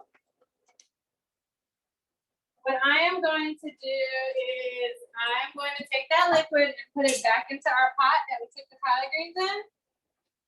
This reserved liquid, and I'm going to add it back into the pot and turn my heat on low because we're going to add peanut butter to our pot to make a sauce for our greens. And we don't want to burn our peanut butter. So I have here some smooth peanut butter, and you can do it a cup at a time. I have about a half a jar left, so I'm just going to do most, if not all of that jar. So let me grab a spoon.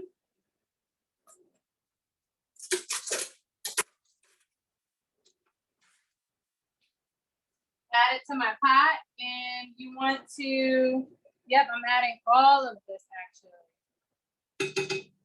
And I have more peanut butter just in case, but I think this should be good enough. It'll give a really nice taste to your greens. And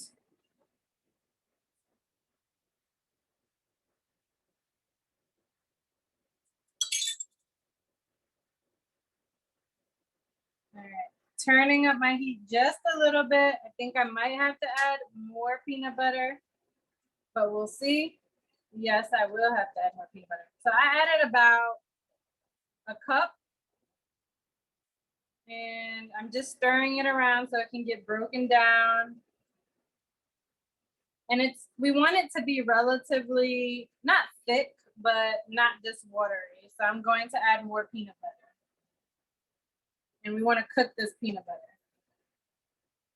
Constantly stirring it so it doesn't burn or stick to the pot.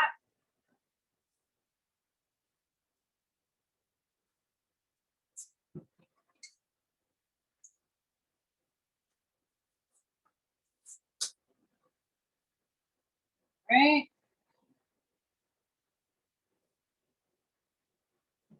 And if it's too watery, you can just add a cup at a time or a tablespoon at a time, depending on how much water you have.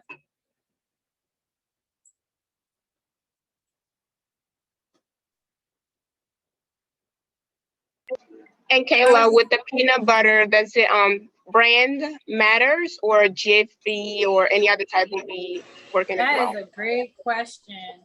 So I'm going to say that the brand doesn't matter, but I'm biased.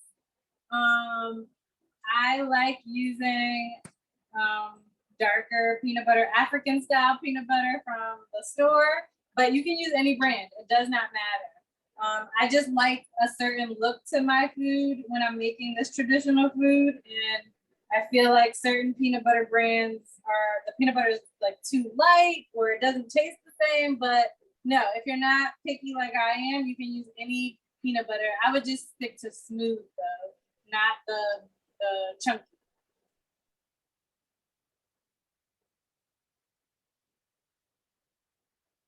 All right, so I'm stirring it around. As you can see, it's starting to thicken into a nice sauce.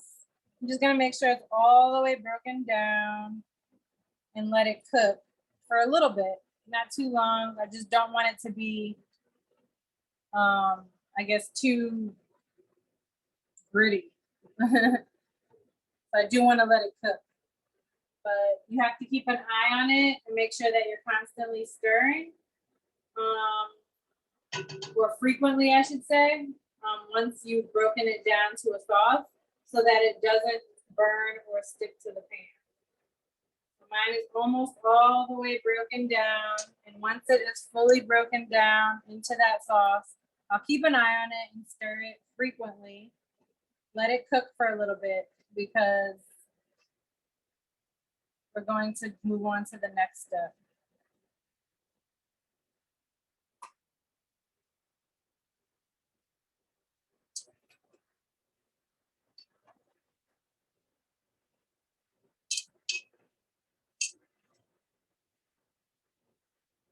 And you know what? I did miss a step, so I do apologize.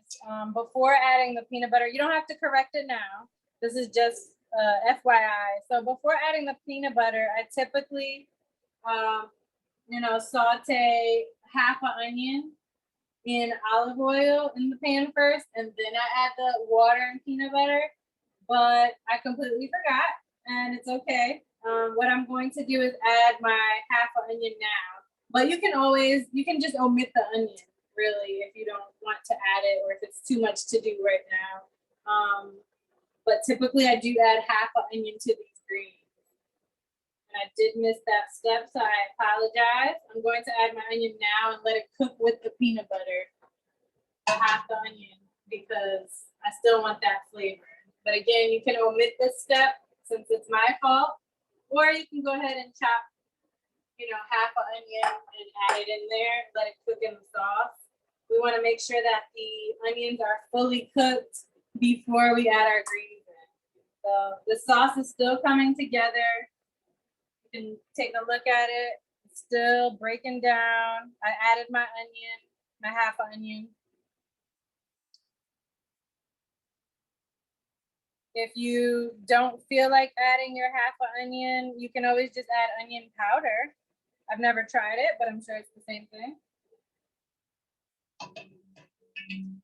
But for future notice, yes, so before you add your water and peanut butter, you want to saute half an onion in some olive oil or palm oil, another opportunity to use it. And then add your water and your peanut butter. But I just chose to add it right now and let it cook. Again, you can use onion powder or just omit that altogether. All right, so if you can take a look right now, it's pretty much broken down. It's a sauce. I'm just double checking, and then I'm going to let it cook for a little bit. And we'll be just about done in a second. We really just want this sauce to kind of break down. No big chunks of peanut butter. That's not fun. And kind of cook some of that grittiness out. So I'm gonna let that go. Take a sip, and I'll let you know we're almost done. Well, the last step is really just reincorporating the greens into the pot, stirring them, making sure they're coated in the sauce, and then just letting it cook for, I don't know, I usually let it cook for an additional like 15 minutes on medium to low heat, just so that the flavors are really embedded in the greens. So my beans are done. My chicken is just about done.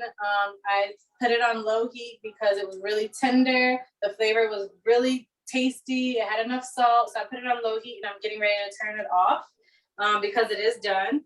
I have this sauce going with half an onion in it. Again, you can omit it because it's completely my fault. I do apologize. But if you want, you can always just add it in. Let it cook. Make sure you're stirring.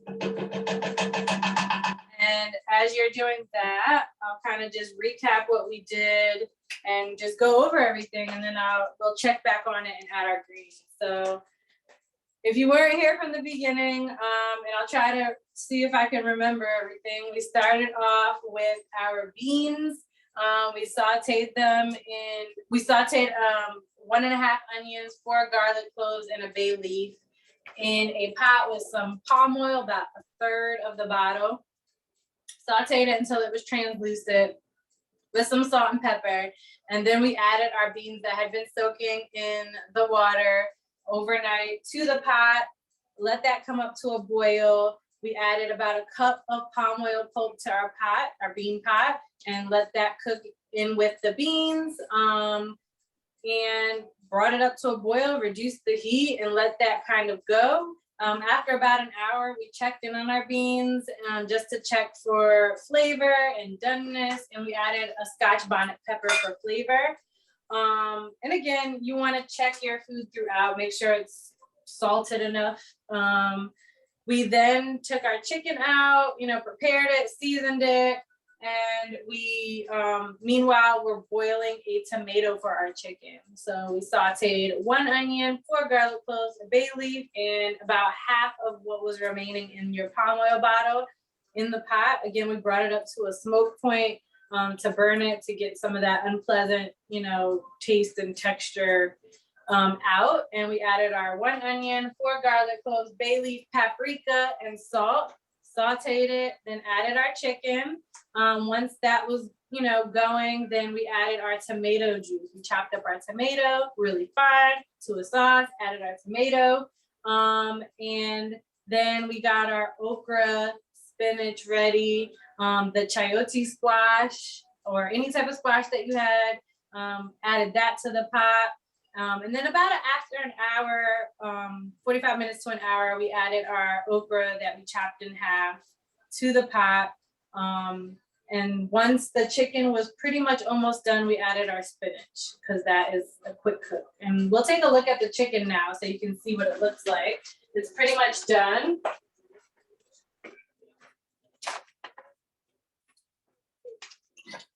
This is my chicken spoon.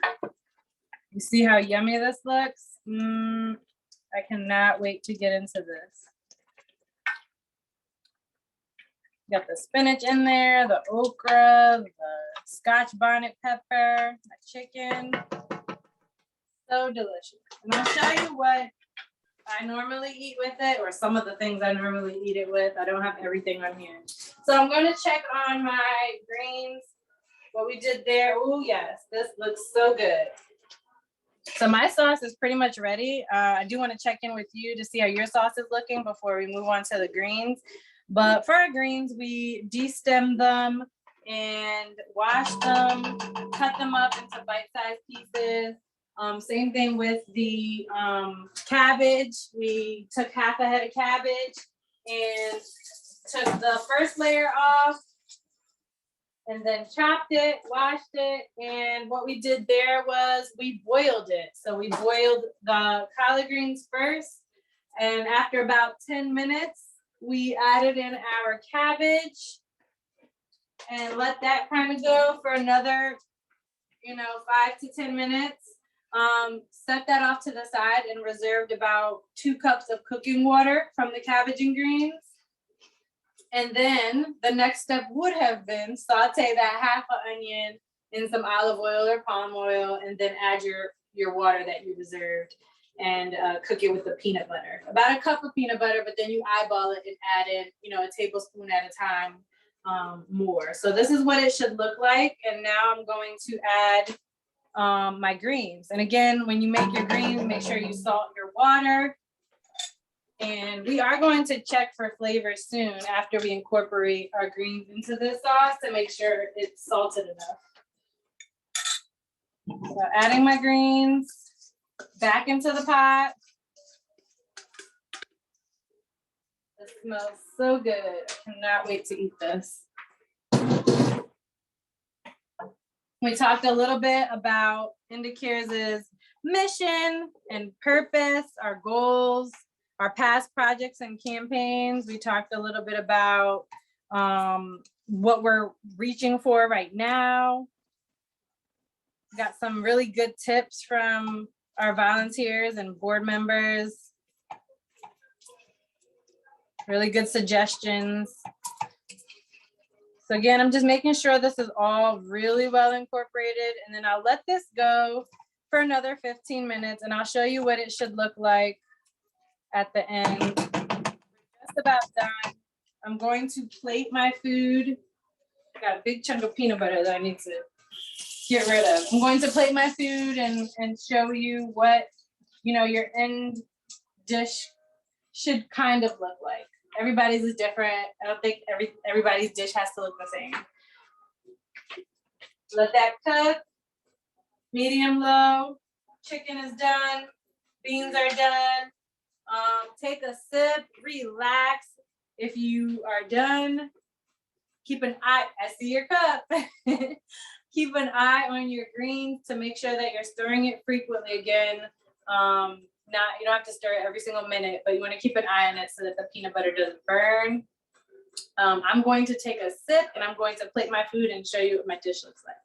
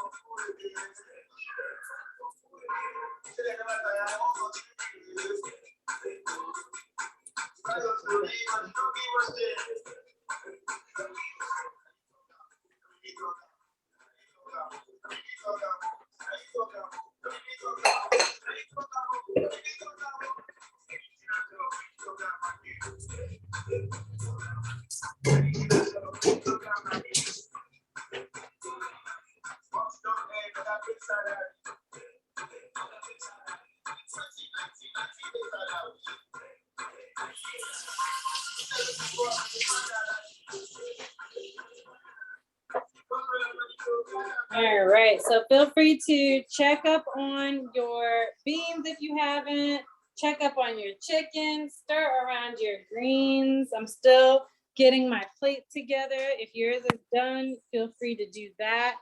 And I'll talk to you a little bit about our team-led dinners, just in case you're interested. Tasham, if you want to pull up the PowerPoint.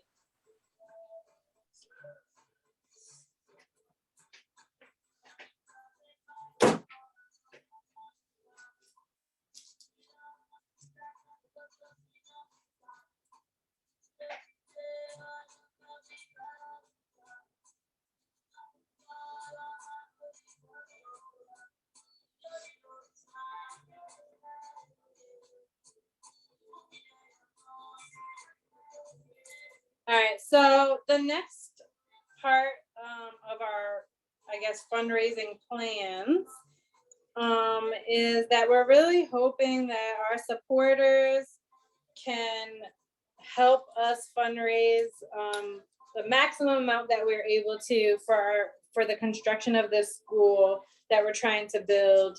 So we're asking, people, not just you guys, but we're asking everybody, if they're interested in hosting a private dinner or lunch at their home for their own friends and family, but making it a fundraiser on our behalf, to kind of sign up and be team leaders. If you could go to the next slide.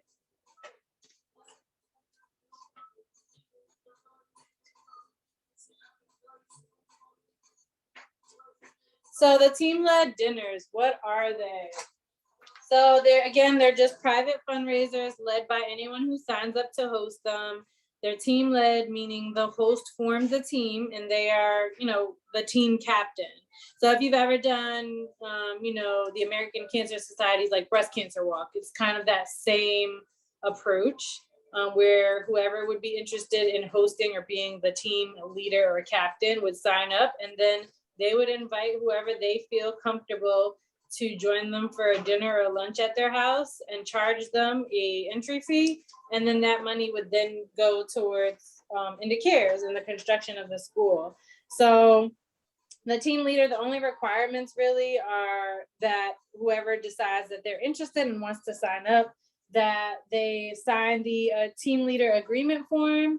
And really all it talks about, I won't go over the whole form, but really all it talks about is that as a team leader, you agree to, follow COVID safety precautions and,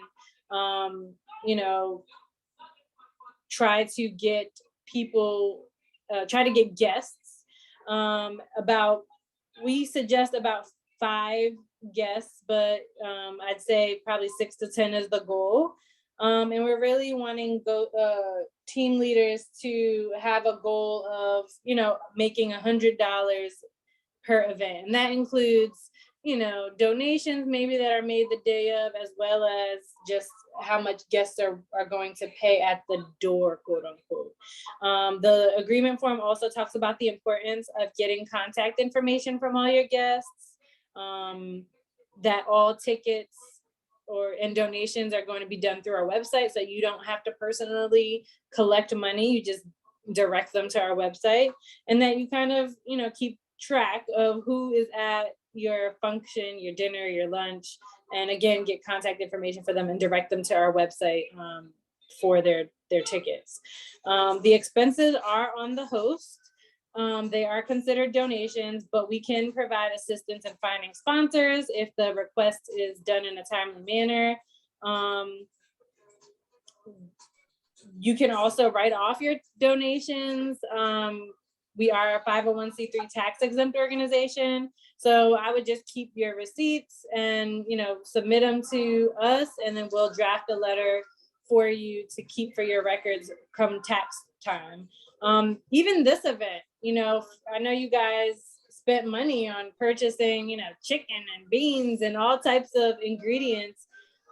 You can certainly just send over, a copy of that receipt, and I can have a letter drafted for you so that you can save it as a charitable donation for your tax deductions come tax time. The menu can be you know, and it is important to relay information about our organization at these events if you choose to host it, even if it's just brief, just so that people know, you know, who we are and what their money is going towards. The menu can be similar to this class that you've attended, or from the cookbook that's going to be launched, or your own research online of Portuguese and Angolan cuisine, or just like, you know, an unrelated theme. Like, let's say you're really good at making lasagna, you can just have a lasagna dinner, but just make sure that you have information about Angola and indicators and whatnot. You know, our suggested number of people and the cost is 6 to 10 people at $20 each, but it's completely up to the host's discretion. Maybe you think that your guests will only pay $10, but maybe they'll be, you know, more willing to donate once they hear why you're hosting. Maybe you only feel comfortable with 5 people and not 6 or 4 people. That's completely fine. Every little bit counts.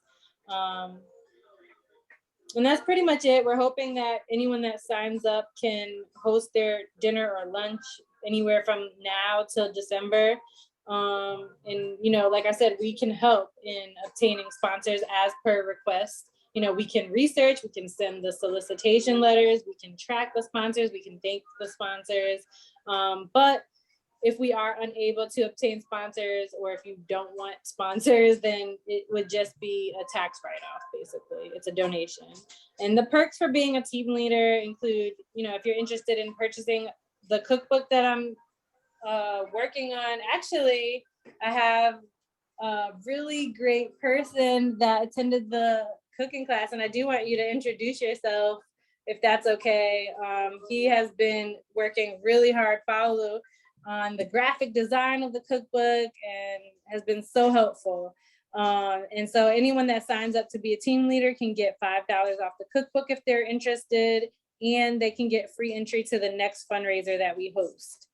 So just wanted to put that out there. And again, remind everyone, you know, save your receipts from today's class, so that you can get your tax, you know, letter. All expenses from team-led dinners, if you choose to sign up, again, are tax write-offs. And that's pretty much it. Any questions about the team-led dinners? And again, if you're interested, you can just text me, email me, you know, type it in the chat, you know, it's up to you. At a later time, it's fine. I just wanted to put that out there. That's what we're kind of promoting on our social media page as well, to try to attract people to sign up to be basically team captains for these things. So any questions about that?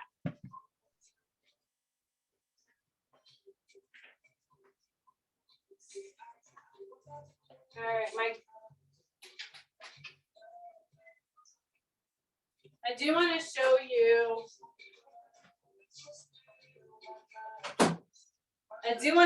My greens in a second, so that you can see what they look like, but they are pretty much almost done. They'll probably need just a couple more minutes, maybe like 5, and I'll show you what they look like.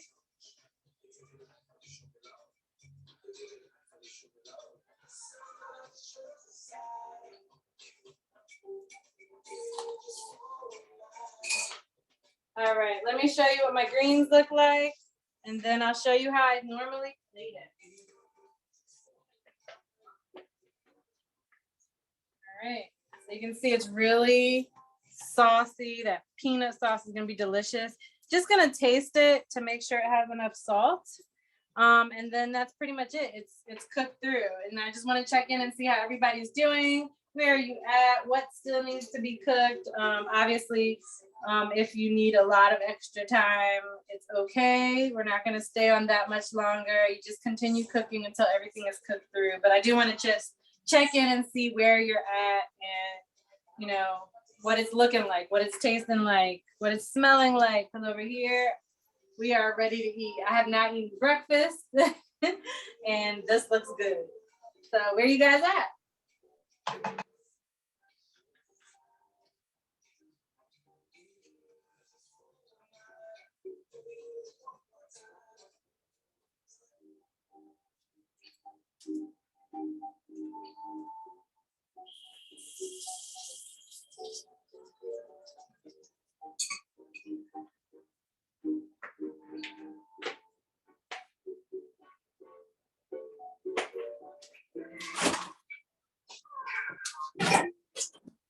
All right, Paulo says we are finishing up the greens and the cabbage.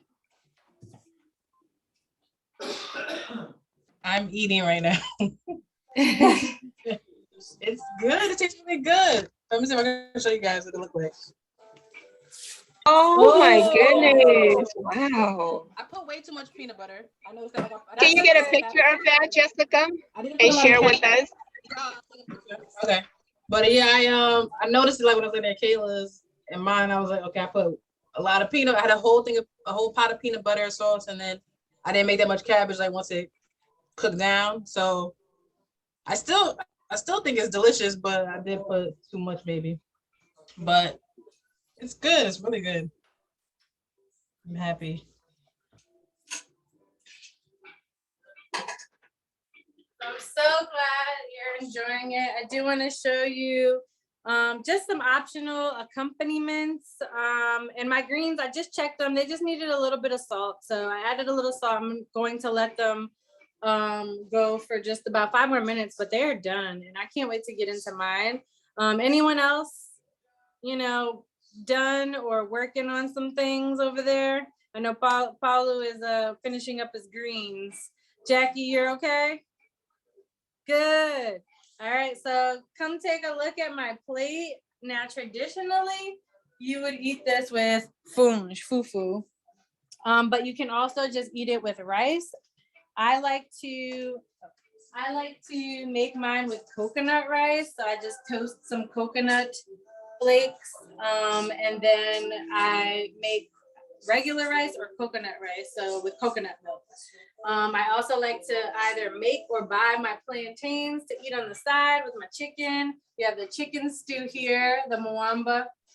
You have your peanut greens here, the palm oil beans, and I have coconut rice and plantains. And again, traditionally, you would eat it with funge or rice, and also like to eat it with my spicy sauce. So these are some options. I also have my sangria here, and all these recipes, or I should say most of them. So some of the things we made today were exclusive. They are not going to be in this cookbook. You'll find other recipes like this in the cookbook. But some of the things that are in the cookbook are the palm oil beans and the sangria. Today I chose to use a red wine, but I typically like to make it with a white wine. Just my own preference, but that's in the cookbook. And then this beautiful baby right here, it's my favorite dessert of all time. And anybody that tries it falls in love. It's called doce de bolacha, and it's a sweet cookie biscuit dessert. And this time I did something a little different that I don't normally do, and I popped it in the freezer because it's 90 degrees out here. And so it's almost like an ice cream, not ice cream, but an iced type of dessert, almost like ice cream cake, I guess. Yeah. But this is a little different. If you've never had it, you should definitely get my cookbook and make it. Or, you know, if you happen to be in Michigan, I would love to serve you some of this. But these are the types of foods that I normally eat with these dishes.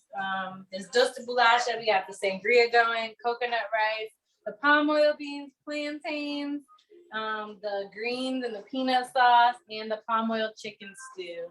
And yeah, so I am curious to see what your pictures and videos look like and what your food is tasting like. I hope you enjoy. I do want to check in on everybody before we end and just see how you're doing, see if you like the food, see if you have any questions about anything, or any questions about other foods you can make, I guess, with the ingredients you have. We're here, we're all ears. But I do thank whoever did join us today.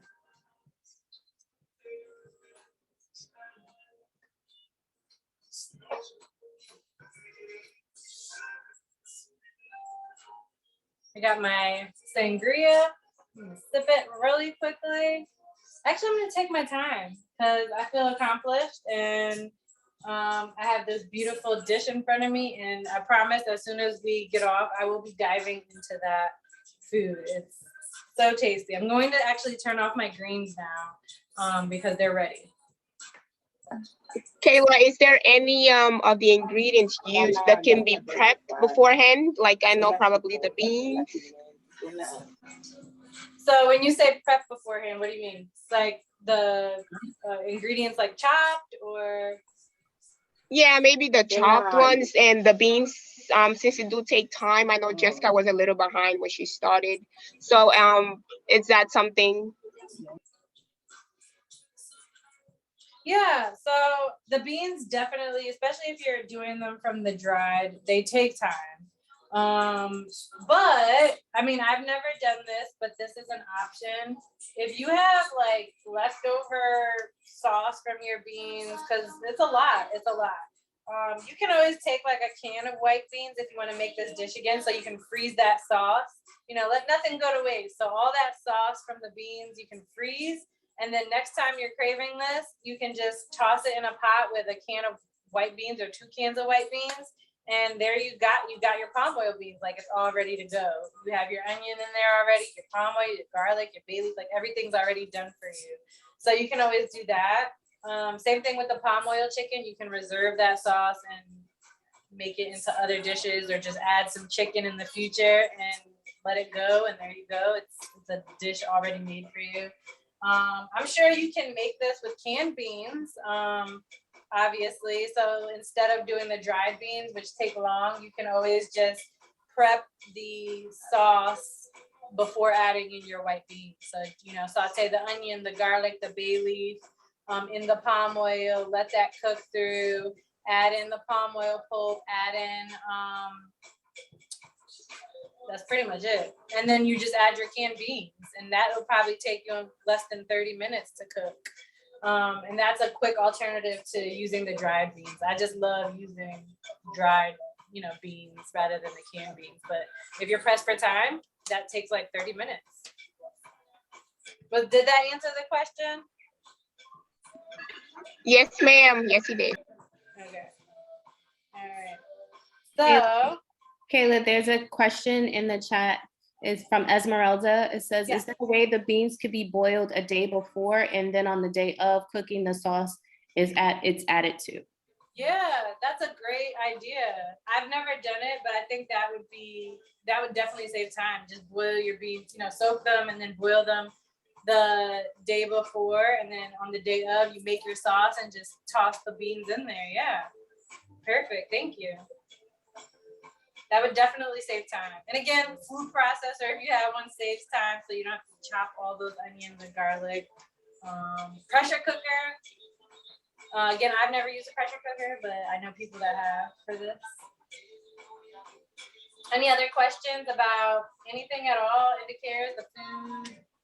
How do you store the palm oil? Sorry?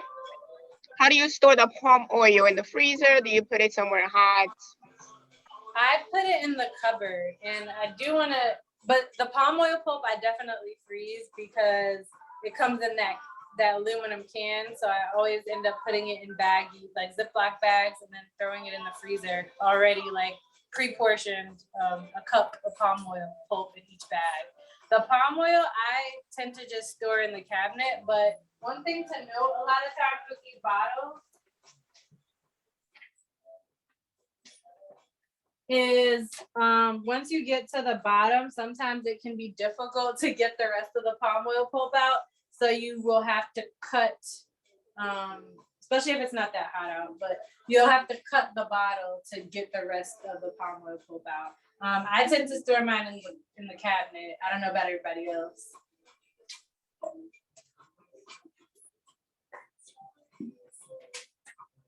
Any other questions, thoughts? Have you tasted your food? What do you think of it? Don't forget to take pictures, video. It was probably difficult to do it while you were cooking, but if you did, then feel free to, you know, post it and tag us on there. And again, top winners will get a prize. But definitely take pictures of your dish afterwards. I'm very curious to see what your food looked like, and I am curious to see what it tasted like. I'm glad that Jessica enjoyed her meal. I hope everyone else does too. What are the other questions? Jackie has texted her food her plate to you. Okay. And for anyone else who does not, maybe you don't have social media, you can choose to text or maybe email your pictures to IndiCares if you'd like. Jackie, your beans look really good. Your greens look good too, but I think it's the same thing as Jessica, where there might have been too much peanut sauce, but I'm sure it'll taste good either way. They looked all the way cooked through too. And then your chicken looks good too. I think it might, I can't tell from the picture. I'd have to look at your pot, but I think that your chicken might have had too much water in the pot. As far as the sauce goes, but it's the flavor that really matters. It looks really good, your plate. I'm just curious about the flavor. That's the most important thing. Everybody's dish will look different. But those are just some things that I noticed. Your beans look perfect. Plate looks good. Just curious about how it tastes. Oh, that looks good. Jackie's giving a thumbs ups with big smiles and she's saying it's so good. See, that's what matters. It looks good, it tastes good, and your dish right there, is that? I'm trying to see this.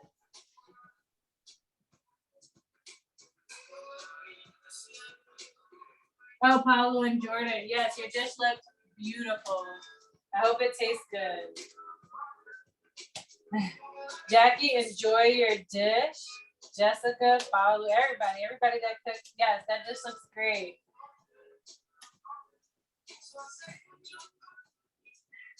I do want to thank everybody for joining in. If you have any questions at all, feel free to email me, text me, contact us.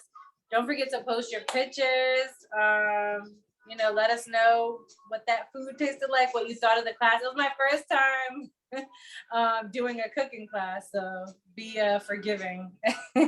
But I hope you did enjoy it. I certainly did.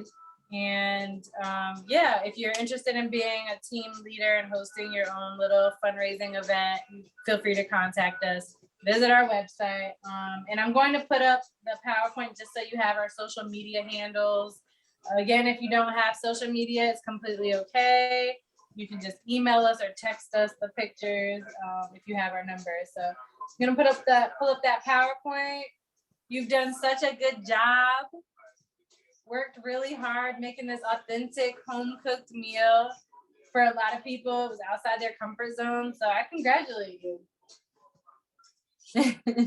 And there is our social media handles. I put Yummy Tummy on there as well because a lot of the food that I make here in the area and deliver is through Yummy Tummy. So if you're in Michigan, make sure you order. All right, thank you everyone. And I want to thank all my, Liliana, who's on the board, and my volunteers as well. They were very helpful. Couldn't have done it without you guys.